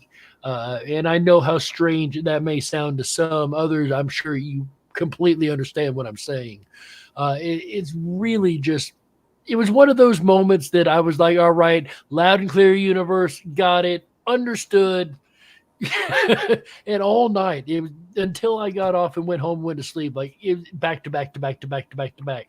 I've never seen so many trip numbers in one small period of time in my life. So that is my story of universe, or the other side of the veil speaking directly to me in this case. Anything anybody would like to add before we roll on to the next slide, folks? Well, I did want to ask everyone's opinion on this. Does it seem like the more someone needs that comfort, the more they get it? Yes. Has it been that? Yeah. It seems to me, yes. But it did not happen until I physically said something to universe. Hey, what are you doing? Why are you doing this? Why have you forsaken me? What's going on here? I literally stood out on my back porch and had a conversation with the wind, if you want to call it that. Mm-hmm. But it wasn't the wind. Well, my friend Angela had a really hard time, and she went to the rooftop and had this wonderful experience where this angel came down. I was like, oh man, I wish I would just doubt a little bit more, or have an episode of doubt where I could have one of these cool things happen. It seems like, I don't know, it just seems like if you don't really need it, you don't get it. You know what I mean? And it's kind of like that breakdown for the breakthrough, kind of like what I was saying, and now Jerry's saying it. Yeah, it's true. Yeah, got to get to that place. Absolutely. So it's bittersweet though. So if you haven't gotten one of those experiences, it probably means you're doing okay anyway without Right. And immediately, like my whole attitude, the depression disappeared. It was gone. Like it was really amazing how it helped me having that experience that night. It was fascinating upon retrospect, of course. And I can't help but wonder if the timeline merges, as one calls it, or the Mandela effects, whichever theory you follow, has to do with the moments that this veil does thin. Maybe that is why certain things happen that we're able to communicate with the other side, because it's in the middle of a merging or a coming together or a timeline shift or whatever, again, theory you attribute to, right? Mm-hmm. Right. A merge or a split even, I've heard people. But it's this idea of, in meditation, once I got the idea of like two records on two turntables playing a record, and you're getting a little blending of the two songs. You know, it's not even definitely one or the other. It's sometimes a blending of two realities. So, or even more, I guess. Right. Maybe that is what the thinning of the veil is. You know, very connected to the Mandela effect indeed. The cosmic DJ at work, right? Exactly. Oh, Shuffling dude. the timeline. I like that. The cosmic DJ. I like that. I'm going to use that one day. I'm stealing that, just so you know. But we do need to jump back on topic and jump up to our next slide, if you don't mind. Quantum immortality. This is something that fascinates normal guy, especially. This idea that perhaps our soul, or us physically even, don't really die just in one timeline. Perhaps we, in our consciousness, in our perspective, literally just jump to a different timeline, what we would call seeing Mandela effects. This is called quantum immortality, right, guys? Right. Yeah, this is something I've heard people tell me a lot about over the years, because I've described these experiences that people have reported through the Reality Shifters newsletter, where they've survived something impossible. Usually it's a car crash, an oncoming 18-wheeler big rig is coming right at them. There's no escape route. There's no way they could survive it. The next thing they know, it's like either the truck has vanished, or they're on opposite sides of each other on the impossibly narrow pathway where there's no way. There was no way that they could have passed. They just went through each other. So that happens a lot more to people than people realize, and there's a stigma for some reason about people talking about it. So I've been fortunate enough to give talks on this topic and be flooded with people telling me afterwards that happened to me. Like at a talk, like for example, a talk in front of 70 people, maybe 4 or 5 of them will come to me afterwards and say that happened to me. And that was the most I've seen in one event, but that's a lot of people, you know, just percentage. I've heard a number of stories like that, specifically car crash stories where they should have been dead or shouldn't have crashed. The Most Amazing Top 10 does stories like that sometimes, but I need to interrupt real quick. As I was telling my story a moment ago, as I mentioned the word 333, our producer backstage reminding me it was exactly 3:33 on the clock when I said 333. Talk about synchronicities happening right in front of us, folks. That is fascinating. Thank you, Heather. I didn't even see that message till just now. And the birthday boy's hat, Shane's hat. Yeah. And it's on Shane's hat. There we go. You can't make this stuff up, folks. You literally watch this, guys. Your audience here, you literally watch this happen in real time, guys. And I do want to bring up Suso because, you know, in his book, he brings up the fact that, you know, he was impaled on this table and then kind of popped up and he never really fell on the table and died.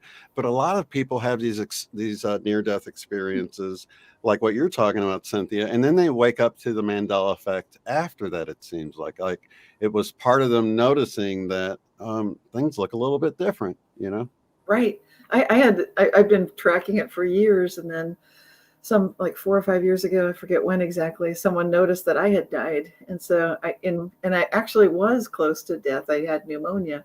I'd gone through a difficult time various issues going on in my life. But fortunately, I realized how close I had been to death. One person I never knew at the time, his name is Steve Boucher, or I don't know how to pronounce it, from Canada. And he wrote to me and was very honest. I followed up and asked questions like, how did I die? When did he hear about it? How did he hear about it? And then I put the word out to my readers and heard from several people who were very grateful that I was back, and they had noticed that I'd passed away. So this does happen. And it's really interesting to be in the field and talking about it, because then, we don't have that taboo. Like to me, it's like, sure, let's talk about it. Right. I don't feel like it'll bring on bad luck, but I can totally see how that could instigate a person's passion to pursue the subject once that happens to them. Absolutely. Yeah, the same actually happened to me. I had a near-death experience in the 90s. I fell asleep at the wheel.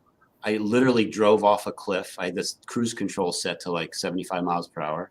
I drove off a cliff, and like when I came to, I was outside of the car. And when the paramedics and the emergency crews came by, like the front of the car wasn't even there. Like, where's the engine? It was a very, very violent crash. And people are like, where's your injuries? I didn't have any, I just had like a scratch. It didn't make any sense. So I'm definitely one of those people that like live through something like this and don't know how I survived it. And the people that came on the scene were like, how did you survive it? That whole side of the car is crushed in. How'd you get out of the car? Like all these different type of questions. And then when people do have these experiences too, sometimes it turns on their psychic abilities, they see Mandela Effect, whatever the case is. So there is definitely something to this. Absolutely. Especially when you go through it yourself. And then we shouldn't move on unless we also touch on the idea that there's one more big idea here that some people say we all died, and fill in the blank year. So this is another theory of the Mandela Effect. This one is a little tricky to get everyone to die at the same time. I would say that's not necessary for this to be an operational theory, because what we're noticing with the Mandela Effect already is we're not all experiencing the same thing at the same time. Now, I have heard a lot of stories. I'm back. A lot of stories of people that say, I almost died, or I had a near-death experience, or I had an extremely traumatic incident where I went to the hospital and I may have died, I don't know. And I woke up and I see Mandela effects. I've heard this a number of times. So there could be a factor in play. It's not necessary for everyone to die at the same time, but it's a wake, kind of a emergency to wake up kind of a thing, like an alarm clock going off. Like, do we have your attention yet? You're much more than your physical body. Have you noticed yet? Right. You are your mind. You're not your brain. You are consciousness. You're so much more than you've been told. Oh, yeah. Than you've been told, especially. But it also brings up the idea of retrocausality, right? Next slide, please. And this is where the future affects the past. Now, I'm not a licensed physicist like some of us on our panel here that we're proud to have on the panel, Cynthia.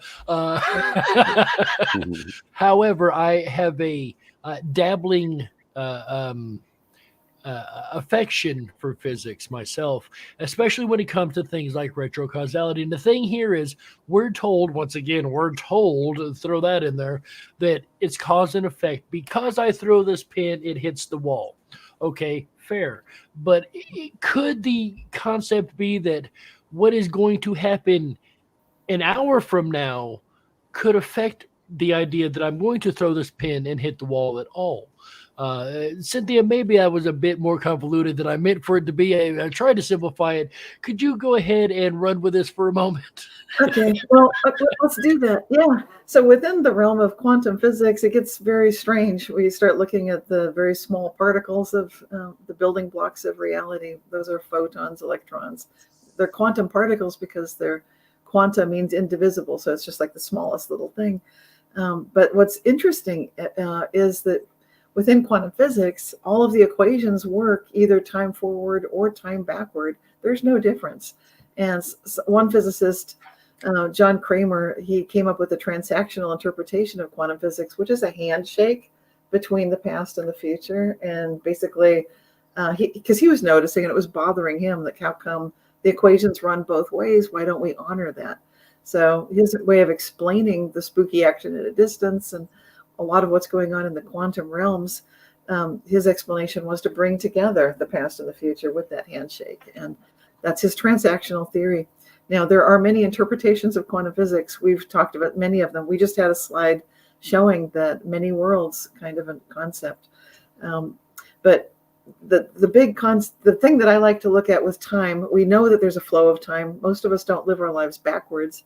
Instead, we're recognizing that time marches on and it just keeps moving forward usually. Sometimes there are anomalies, but the time forward process, for those physicists that study it and write excellent books, like Carlos Rovelli wrote a great book recently about time, and he associates it with entropy. So just like if you look at zero entropy, that's where everything comes from. That's our ultimate energy source. You can call it God, the creator, the perennial philosophy pinnacle, where it all comes to a point, whatever way you want to look at that. But it definitely can bring to bear this idea that you see on the slide, the ability to affect the past, such as wars of the future are fought in the past. Exactly. Now, you better believe that all of our governments around the world are aware of this right now. Absolutely. They know it. So what are they looking for? They're looking for people and technologies that would have this ability to be able to have premonitions, be aware of possible realities out there, and get establish a foothold, and basically flip the chessboard, as Chris calls it, and basically get that advantage. How do you get that advantage? So one of the ways you can do that is working with these closed time-like curves that are shown here on the slide. What we're looking at is basically a timeline with a loop in it, and it's basically showing the possible pathway that one could go back to the past to a certain select point in a closed time-like curve and be able to interact with it without having the typical timeline disaster that we're so familiar with from science fiction and fantasy, where inadvertently someone kills their grandparent and so forth, and it sets forth this whole series of paradoxes that would arise from time travel. And for those wondering, this does follow Einstein's theory. It does not break Einstein's. As a matter of fact, Einstein's theory suggests that this would be the case, if I'm not mistaken. That's right. So I'm not an expert in closed time-like curves. Personally, I've not traveled back to not that I know of, to my own past. That I know of. I've had some interesting experiences, and I've talked about them before, so right. That's too big to get into. But I think most of us have that feeling sometimes that we've had a deja vu, we've had a premonition. It's almost like we were outside of the regular linear time and playing with space and time, and we could come back in to our usual playing field, and things are different because we've got more information. Yeah, and I'll add too, like a lot of people are familiar with the concept of precognition. And sometimes it happens very quickly. Like somebody will say like, oh, I thought you were going to say that. Or they'll get like a thought like an instant before whatever happens. So that's a sign of the retrocausality. And also too, you guys mentioned the grandfather paradox, which I find is really interesting. I just want to say something really quick about that. Just the way I see timelines. So the way the grandfather paradox works is that, let's say you go back in time and you kill your grandfather, like what happens to you and how that works. And basically I see it as the timeline where you go back in time gets sealed off. That's done. And then you go back in time and then you're still alive and you do that. And then your parents were never born, but you've just created a brand new timeline.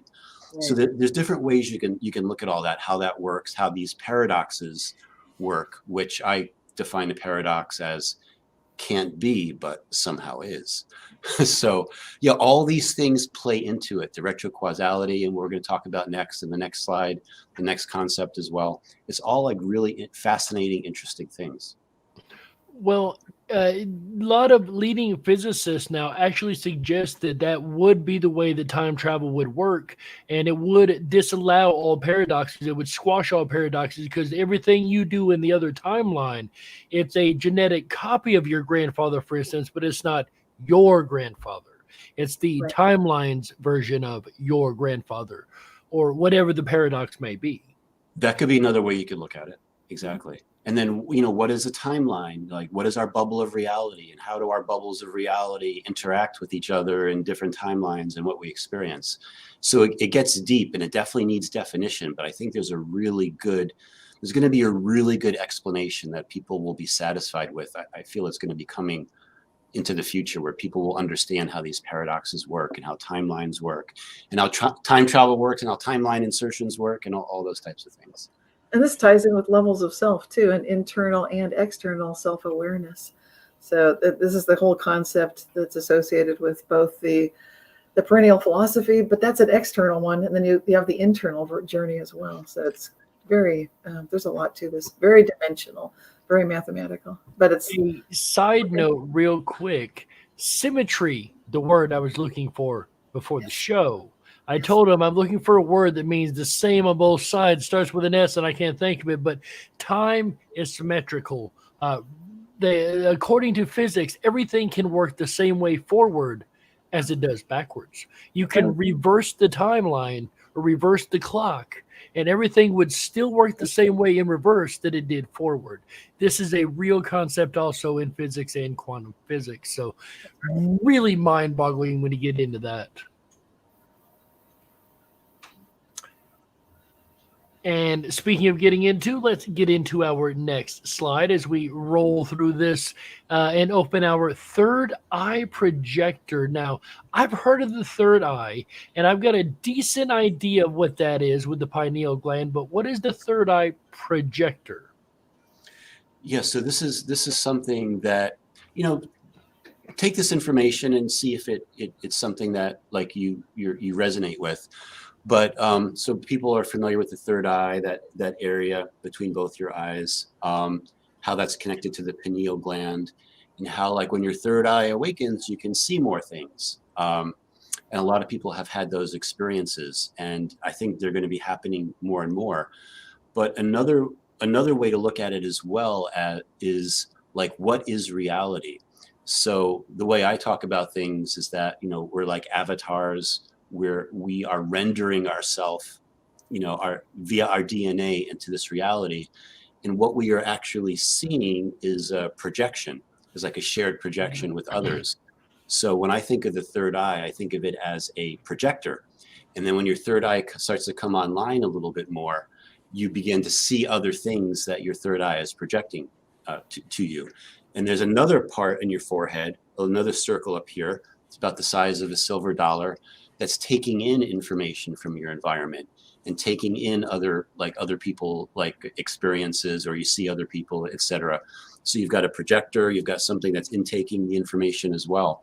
So these type of things, these type of concepts, when we consider them, help us to begin to explain what the reality is that's around us. And so we've got our body, and usually like an arm's length around us is what we experience.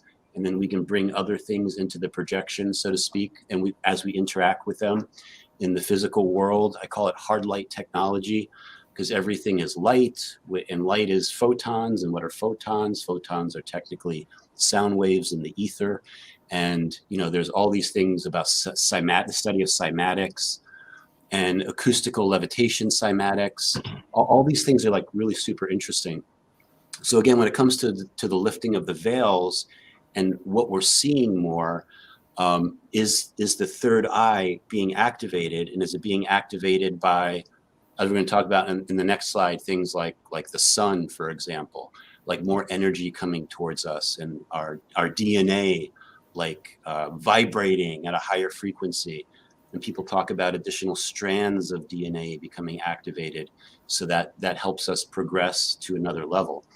So these are all things I thought would be important to at least talk about when we talk about the lifting of the veils. And I think of it like the stage, like the curtains, like going up, like what's there now? Like we thought everything was there, and all of a sudden, like, wow, there's all this light spectrum that our physical eyes can't see. And now we're starting to see it. And our third eye projector is helping us to see all these things that are around us. And some people receive information through that third eye chakra. This is the chakra number 6, basically Anya chakra right there. And when that activates, some people get clairsentience or they get clairaudience. They get all the clairs. So it doesn't, some people feel like I'm failing, I can't see anything. That's okay, because you're probably picking up the information on some level, and just give yourself time. Be patient with it. I cover some of this in my book, Aura Advantage, about the chakras and learning to operate with your third eye and how to start seeing energy.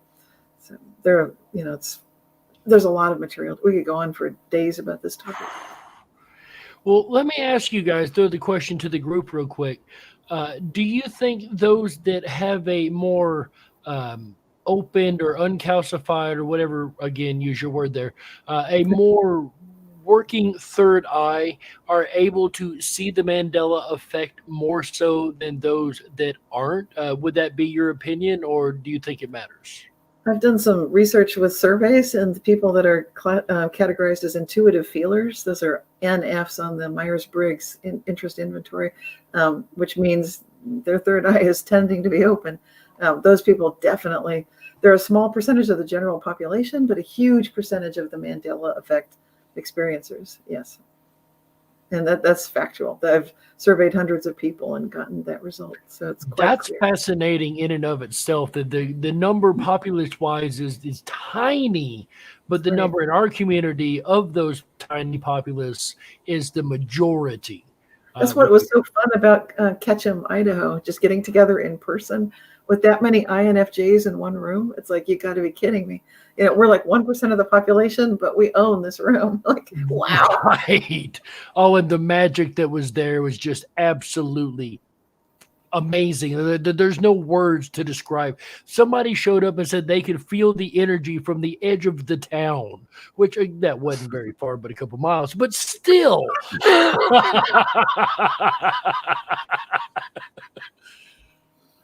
Chris, would you agree with that?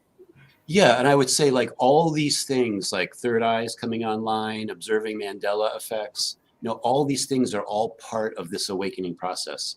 So a lot of us we're hit like with Mandela effects. Like, it doesn't matter if our third eye is open or not. We're like, I remember it's Walt Disney Snow White. It was mirror, mirror on the wall. It was never a magic mirror on the wall, or whatever it is.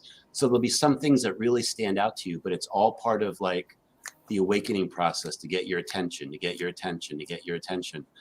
And when I first started to see things, when my third eye started to open, I was like, and I'll tell people too, like, don't be scared, because these things are like always around you anyway. But I was like, what the heck is going on? Like, what is that thing over there? Somebody put like a hologram projector, like, so right. Like, yeah, just go with the flow, and be cautious about who you're interacting with, of course. But yeah, all of these things are all signs that are like, we're going to get, if your third eye hasn't been open yet, stand by. If you don't hear like ringing in your ears or like weird frequencies in your ears, stand by. It's going to happen. Just don't think that it's something necessarily negative that's happening to you. Yeah. We had a preview of the next slide because Chris was talking about what was going on. I don't know if that Class X event is still going, but here's a picture showing some solar activity with the Earth. So go ahead, Chris. I was going to say, so like I mentioned the X-class flare, and people might be like, well, what's an X-class flare? Well, there's different class flares, the M class, the B class, the M class, the X class. The X class is the highest frequency flare. G class. Yeah, whatever it is. I don't know the last time we had an X-class flare. I know a lot of times people hear about the Carrington event of, I think it was 1879, in the 1800s, where the sun gave off an X-class flare and it burned the telegraph wires, and the telegraph system went down for a while and so forth. There have been other flares like that. One brought down the power grid in Montreal, Canada, I think in the 90s. Mm-hmm. The Montreal system went down. It was because of a solar flare. So the sun has like a big effect on our reality. And as the sun seems to change for us, because we have that one example of the big Mandela effect of the sun, where most of us remember it being like yellow, like golden, and now it's more of a white color. And I know for myself, when I noticed it, it was after a solar eclipse in August of 2008. I remember where I was. I was in Miami, Florida. It wasn't where the actual totalitarian of the solar eclipse happened, but I remember looking up at the sky and I'm like, wow, that sun is so bright and white all of a sudden. Like, what happened? So some people are like, oh, I remember it changing in the 90s, or, you know, whatever it is. Everyone has their, you know, different feeling for like when the sun could have changed. But if you think about lifting the veils and what we see, and if the sun changes its frequency and starts sending us codes to help like vibrate our pineal gland more open, or whatever the case is, it makes sense that the sun would be a big part of it. And I've heard people talk about the star Sirius A, which is the brightest star in the sky. As our solar system gets closer to Sirius A, it's supposed to mark the beginning of the golden age. I don't know if anyone's heard that as well. And our solar system is getting closer. And they're saying that as time goes on, Sirius A is going to become just brighter and brighter and brighter. Really? Yeah. So it's really interesting. There's someone, his name is Santos Bonacci. I don't know if anyone has heard of Santos. He talks about astrotheology, which is interesting, which is a way I should know that name because I've studied things like that. People that use the astrology or astronomical charts, I should say, to determine different things in the past, like Egypt and things like that, astroarchaeology. So I would think I would have run across this, but this is new to me. Go ahead. Yeah, he's actually new to me too. It's really interesting because he's from Australia, from the Australian Alps, which to me is a Mandela the Austrian Alps? No, Australian Alps. Australian Alps. Yeah, I mean, look it up. There's a mountain range in Australia that I was never familiar with before. But he was also like me. He was brought up as a Jehovah's Witness. So, and he talks about all these different things that like really fascinate me. So I was surprised I never heard of him before, but I discovered him like a couple years ago. And that's one of the things he talks about, the golden age. And he talks about, you know, astrotheology and how you can look into different symbology and find real meaning from it. And which is really interesting because that's how you hide things from the matrix. Like, oh, that's just art. That's just painting, or that's just a hieroglyph. Pay no attention to that. But in reality, it's a way that our past selves, our ancestors, are trying to communicate to us now and be able to get past the matrix. So the matrix couldn't, or the AI, or however you want to think of it, couldn't interpret it. So this gets like really fascinating with solar flares and coronal mass ejections. And I think, Jerry, we both like look at the sun, and sometimes we notice when there's a lot of solar activity, there's more Mandela effects. So, yeah, I was going to say, let me jump in here real quick. Yeah. This is a theory that Chris and I have been working on for quite a while behind the scenes. We've not really said anything publicly, maybe mentioned it once or twice very briefly, but we've not really broken this down. And the theory is, and I've, of course, let me back up. So the Schumann resonance that I mentioned at the very beginning of the show, Chick and I found a specific wavelength or wave that occurs in the Schumann resonance, a specific design in the waves. Pattern, thank you, wave pattern. I don't know why the brain just zonked on me for a moment there. The specific wave pattern that shows up in the Schumann resonance, and for a while we couldn't, figure out why that mattered. However, if you put together the fact that the resonance is also reading the sun's activity upon the Earth, that's one of the things that records in this resonance. That's what affects it. It would make sense that it might be something even bigger. It could be the sun itself. And the sun today has sent off, as Chris mentioned a moment ago, a number, 7 to be exact, very large flares on their way to right now, shooting at the Earth right as we speak, headed our way. So I would like to elicit a challenge to everyone within my voice on this day, 3/30/22. Note from here, if you guys see a lot of new Mandela effects suddenly start to occur. If so, we may really be onto something. As Chris and I have tracked this for a little while, and we have noticed that there has been a correlation between Mandela effect shifts, for those who use that particular terminology, and this solar activity that seems to be occurring within our sun. This being one of the most active moments I think I've ever seen. How about you guys? Yeah, Oh definitely. my God. Yeah. Yeah. I think in our lifetime, this is a big event. So Yeah, I want to mention too, the Earth's magnetic shields have been lowering, which makes the information from the sun, you know, the flares, the energy, the exotic radiation, so to speak, that's coming in, to be able to penetrate. It penetrates Earth's shields better, which affects us even more. And so I find that that's very interesting. And some people are like, oh, that's not good. Earth's magnetic shields are getting weaker. We're going to be getting, you know, not just the sun's radiation, but other radiation from the galactic central sun and other types of stars and so forth that are out there. But it actually might be a good thing, because maybe that magnetism that's been so strong for so long is what's holding things together. I don't want to use the word prison, but holding things together in a certain way that has kept us not being able to grow and us to like get to another level and keep our DNA repressed, so to speak. And then when you compare that to, this is going to be a little bit crazy, but I'll just say it. You know, the government injection people are being, a lot of people being forced to take and so forth. Some people have found that there's magnetic particles inside there. Could it be that there are forces out there that are trying to make us more magnetic so that we don't grow as much, or we can't advance to keep us like Earth's magnetic shields are keeping things to a certain level? Now, all of a sudden, with Earth's magnetic shields opening, it's almost like it's, I don't want to call it blue pilling, but you take the matrix and the red pill versus the blue pill to keep people forced into more of a 3D type thing when they should be expanding.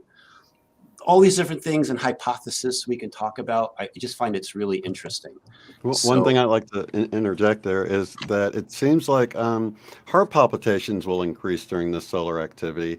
And they even say people with pacemakers and stuff like that should be aware of the increase in solar activity. But what I found is magnesium, which has the word mag in it. Here we go again with magnetism, right? Taking magnesium helps take away my heart palpitations at times like that. I mean, it's like, so we can recommend to people, if, you know, check yeah, with it's a your great supplement. If you've got magnesium, it's a good day to take it. Yeah. Here at it's good IMEC, to we have it do on not hand. condone or give medical advice. We are merely giving suggestions about what we believe to be. Just sharing my experience. no, I agree. No, Yeah. you're right on target. And I found like this really good, like a liquid magnesium that you add to your water. That Yeah. really, because your body has to absorb it too, right? So you take something, Cynthia? Do you like magnesium in your water? Just electrolytes. So it's a Electrolytes. special blend of electrolytes. Yeah. Some but people like magnesium like oils or lotions, because another way it can get into your body quickly is through the skin, which is interesting. So people should look into magnesium for themselves. Oh, that includes the salt bath too, then. Yeah. For more reasons than that, Chick and I, like I mentioned earlier, have done a lot of research on the Mandela Effect. We are the ones that found the shoot. Well, it was brought to us, the Schumann resonance wavelength, but we also ran another study when we requested people to voluntarily give us their blood work before and after a shift. And it turns out that the one mineral that has been affected during every single Mandela Effect shift happened to be magnesium. That was lowered significantly. And there are things that some people refer to as shift sickness.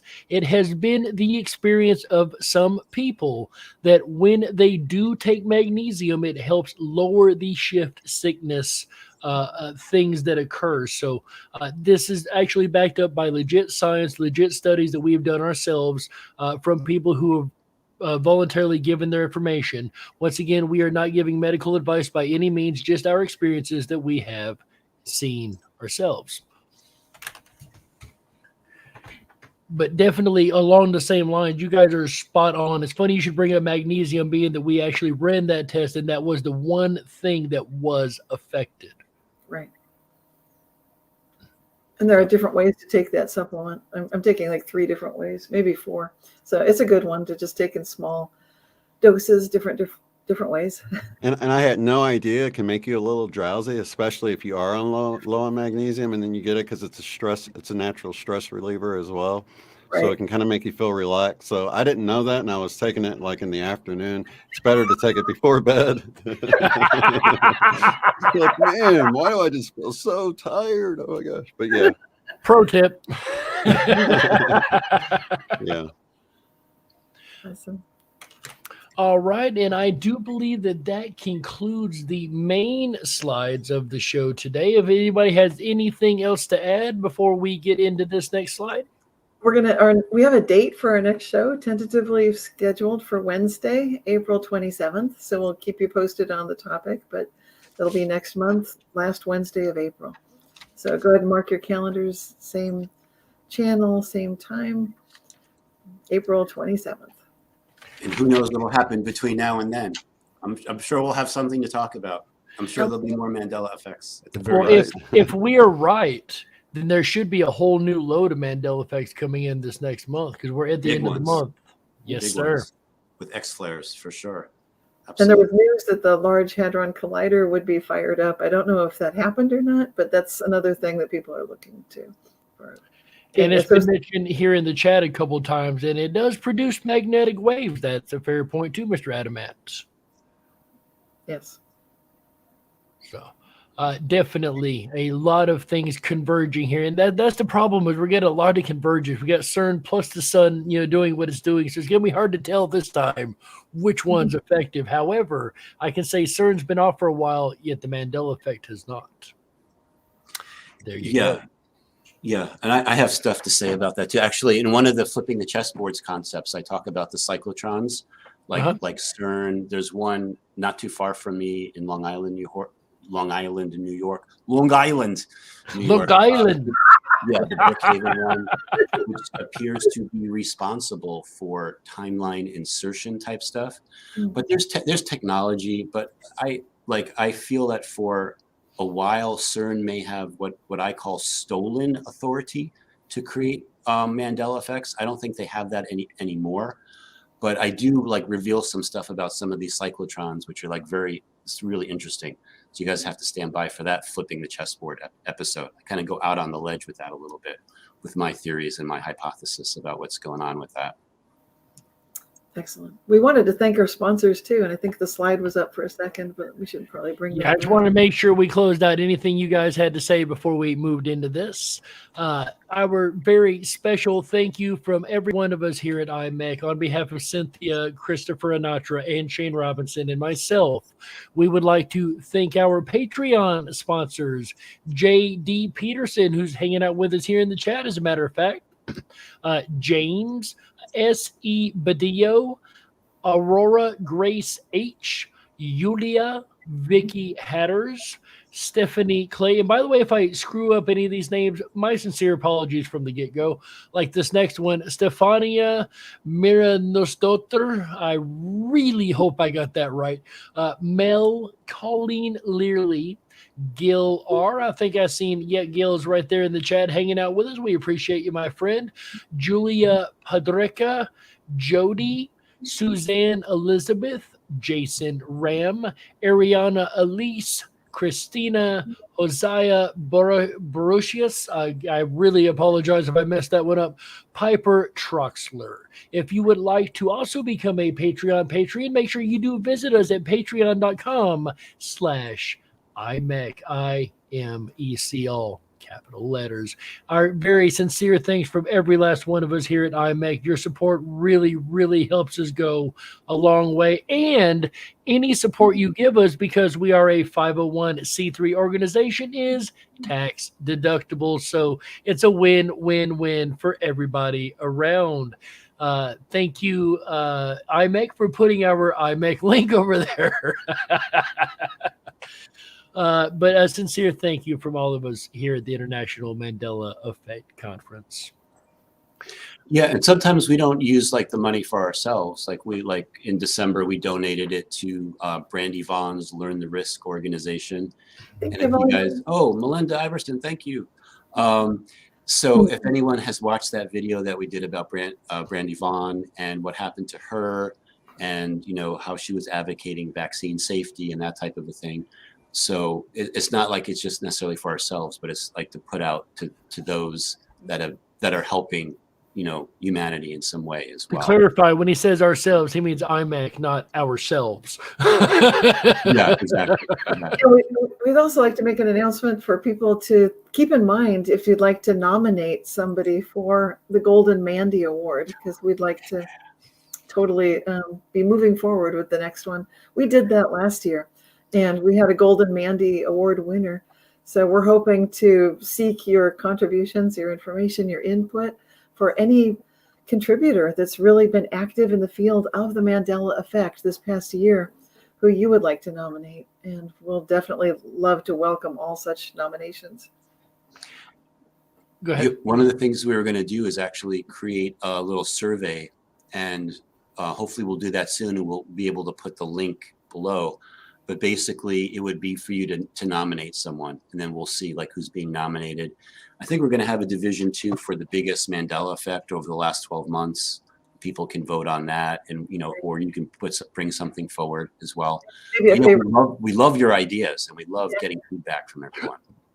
To keep up with this, do make sure you log on to imec.world. That is imec.world. That is our website. imec.world. That is where we will be. Thank you, Heather. That is where we will be updating all the information on the Golden Mandies, where you'll be able to suggest your nominations. If we don't have a suggestion box over there, we will be getting one up really, really soon. We've got an amazing webmaster. He does a great job. So stay tuned to that site. We want to know from you guys who to nominate, or you guys are going to nominate the next Golden Mandy Awards, and you guys are going to decide who wins the Golden Mandies in the end. And hopefully there won't be too much drama in the ceremony. Oh, yeah, right. No slapping allowed. Just saying.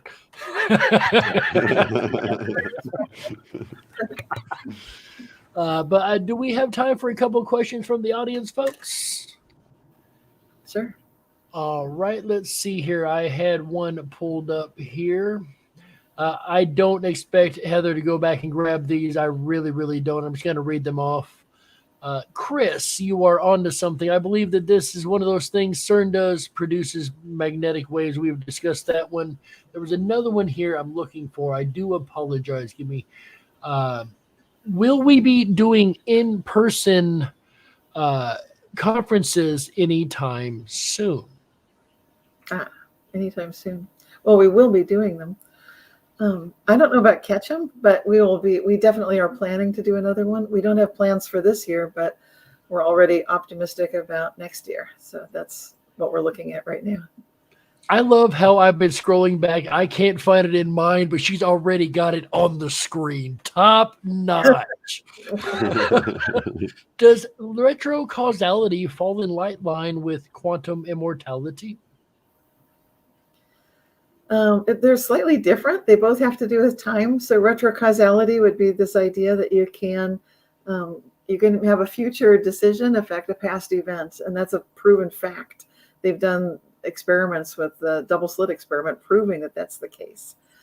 Quantum immortality gets more into our Mandela Effect kind of area but now you're seeing it in mainstream articles as well, surprisingly. And that quantum immortality concept means that maybe we don't really die, that there's this essence of who we are that keeps going. And then you've got transhumanists who are looking for technological ways to sustain that, which I tend to consider our suspect, but I would rather look for the natural approach pretty much every time. But there are ways to do this naturally as well. So it doesn't mean you're a transhumanist just because you might believe in this concept of quantum immortality. But there are many levels and shades to it, different, we should all probably answer that one. That one's a big one, quantum immortality. Yeah, I just want to add to that, like, for example, when I first learned about the double slit experiment, observer changes the observed, the flow of electrons were different. I was so confused. Like, seriously, it took me like a year for my brain to process, can the observer actually change the observed? Can Schrodinger's cat be alive and dead? like all these types of possibilities, retrocausality, Yes. precognition, how they're all tied together.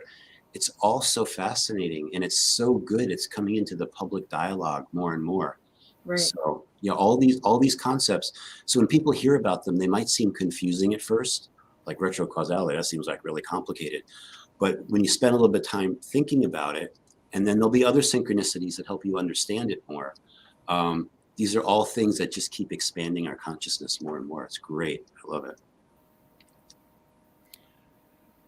We got one from Soul Spa University. Yes, is anyone else feeling like there's more weeks per month than usual lately? There used to be 3 or 4 weeks per month, now 4 or 5 weeks. How do you guys feel about that? That's one of them that I was looking for. Thank you, Shane. You found one of them I was trying to find. She typed it again, so thank you. Again, Heather's on it. I'm not. I love it.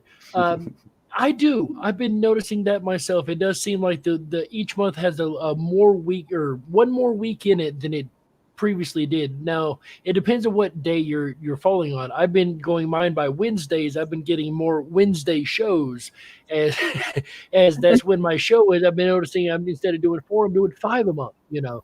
So yeah, I would say I'm in agreement with that. That it seems to me that there's at least more Wednesdays in the year, if nothing else.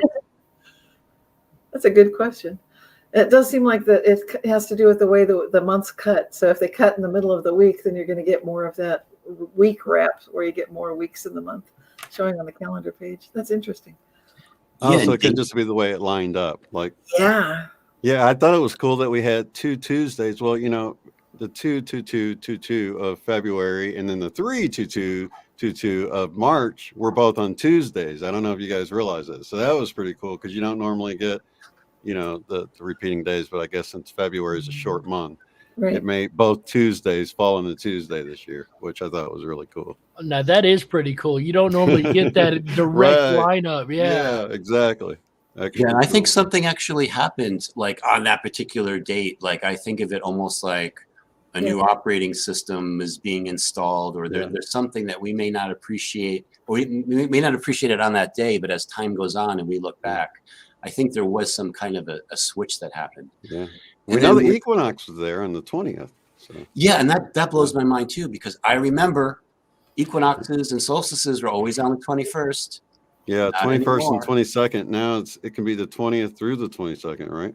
Yeah, it's like 20th, 21st, or 22nd. And I'm like, what? Like, no. You set your clock to like March 21st, spring equinox all the time. Yeah. And so like it blew my mind. I'm sure it blows a lot of people's minds that are listening here too. How the dates, time is changing. There's like all these different things. Weird. There are all these clues. We're being hit with all these clues, and we'll figure it all out. But yeah, there's all this important stuff going on with time. Time almost is like breaking, not that it's breaking down, but it's becoming more enhanced. I'll put it to you that way. There's something like really amazing going on with time that I think as this year progresses, we'll be able to understand a little bit better. Dark Slayer 1 says, Dark Wolf's Den, what is the secret to your onion rings? The people want to know. The secret is, moving on, could Chris please talk a little bit about false light? I want to know about those onion rings. It wouldn't be a secret anymore. Exactly. That's one of those paradox we were talking about right there. As soon as he tells it, it's no longer the secret. So if I talk about false light, I'll keep this very general, and I don't want to like hurt anyone's feelings or anything like that. But a lot of times when people think of false light, you could think of the concept of like religions today, and like a feeling of like light from religions that may not be a total accurate representation of what true light would be. So there's that aspect of false light. There's also the aspect of false light being people today that are like, I don't know what you want to call them, like psychics or people that have followers and those type of things, where they can show what appears to be false light, or they're all blissed out, like everything is like bliss. And, is that real, or could that be like false programs running to like put people off the path? Because that would be an interesting strategy for those that are trying to get people off the path to kind of be like, oh, this is the truth, or this is the way to look at things. Bottom line is that we have to be discerning. It's us, it's our higher self, it's our own source, what we interpret to be the right thing. So I don't want to put any words in anyone's mouth, but just to be like, or ideas in anyone's mind, but maybe the idea is just to be like cautious as to what we like give our thoughts and our being over to. So yeah. So would that be different opposed to dark light or dark language, light language? Yeah, well, dark language is kind of a different thing, but there are people that might speak like light language, but it might be coming from a false source. So that's another thing as well, because I've heard people speak light language and they say that it's light language, and like I'm like, I don't feel it. Like, to me, like, that's not light language. At least for me, it's not. So again, everyone has to be discerning. Cynthia, could you talk about possible benefits of Himalayan pink salt? Oh yeah, that's great stuff. Oh yeah. it's part of the electrolytes I'm drinking, but you can also breathe it. You can get a Himalayan salt pipe or inhaler, and it's perfectly safe to just inhale it through your mouth. Yeah, you can get a lamp like that's being held up. Jerry's holding up. That's a salt lamp, so you plug that in, and then it's going to diffuse some salt ions into the air. But I've actually been breathing through a salt inhaler that's a ceramic. It's like a salt shaker. It's got the pure, crystalline, pure, unprocessed Himalayan salt at the base. And by breathing through it, it helps to detoxify the lungs, which takes a lot of pressure off the lungs. It helps you to get through allergies, colds, much more quickly. I do it before every show, and then I don't cough or have any sneezing. It eliminates all my allergies for hours, actually. So I just use it for a few minutes, and it's good for the day. It's a phenomenal thing. And it costs like $15 to get one. You're set for life. So it's very, very economic, and it can be a lifesaver. So I highly recommend especially the Himalayan pink salt inhaler. I don't have one right next to me, but it's about yay big. It's like a ceramic thing, and you can just put that on your mouth and inhale through your mouth a few times, and you're good to go. So what does it do? It's I think one thing people look for if they try to do a debunking on Himalayan pink salt, they'll find there aren't any studies that show much. And that's because there's not huge amounts of lobbyists and money, big money behind it. So the studies haven't been done. But what has been done is people who worked in some of those salt mines were ridiculously healthy.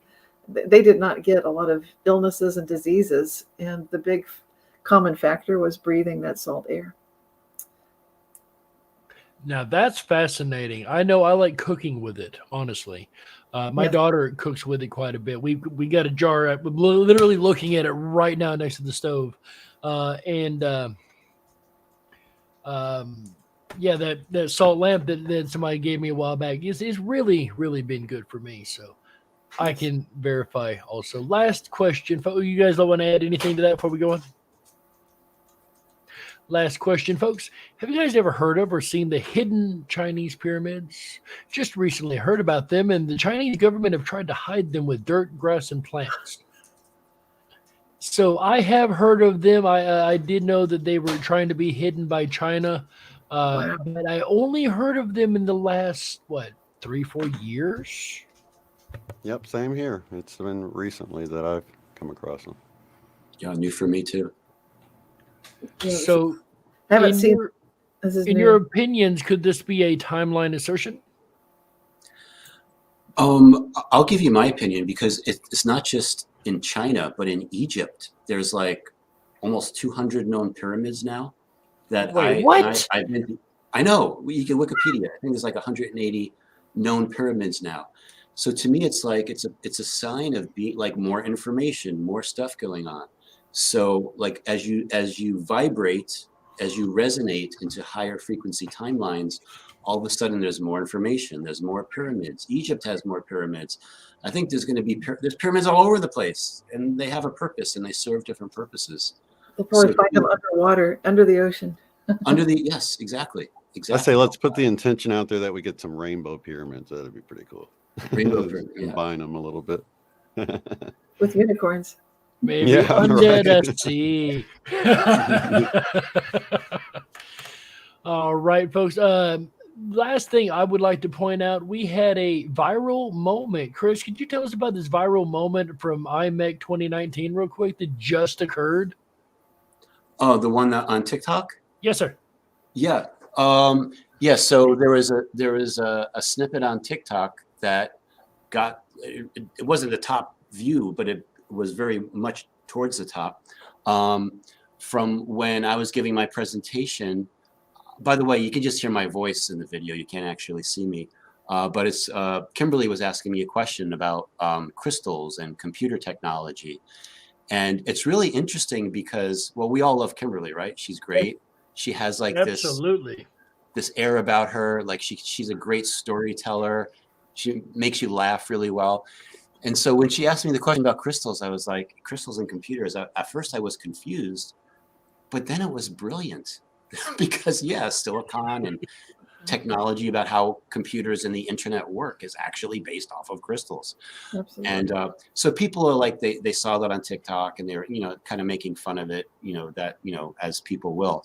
But yeah, it went viral for a little while. So I thought that was like very interesting. That is cool, folks. We have finally made a viral move onto a platform, TikTok albeit, but it went viral. So that's awesome. Congratulations, guys. And anything anybody would like to add before we close out this episode, this mini conference of IMEC? Let's keep finding out how good it can get. Together we go, together we grow. Absolutely. I love it. Make sure you guys set your calendar. April 27th. 2022 will be the next IMEC open tables. Make sure you're logged on and keeping an eye on imec.world, helping us get these golden Mandies together and send us your nominations. Yeah, get your nominations sent in to us. There's an email on the site, right, to send things to us? Yes. And but the team one? We're going to have a survey coming out, though. I think we'll have the survey, and so we'll be announcing it through. So sign up for our newsletter. So you go to imec.world, sign up for that newsletter. Thank you. And that's the best way because we'll be announcing it. Yeah. Absolutely. All right, folks. And with that, Cynthia Sue Larson, Christopher Anatra, Shane Robinson, I'm Jerry Hicks, and this is the International Mandela Effect Conference, IMEC. Until next time, like Cynthia said, together we go, together we grow. And my thing, Cynthia says, how good can it get, folks? We love Absolutely. Lots of love, everybody. Love you Bye, guys. everybody. Bye, everybody. Till next time. you.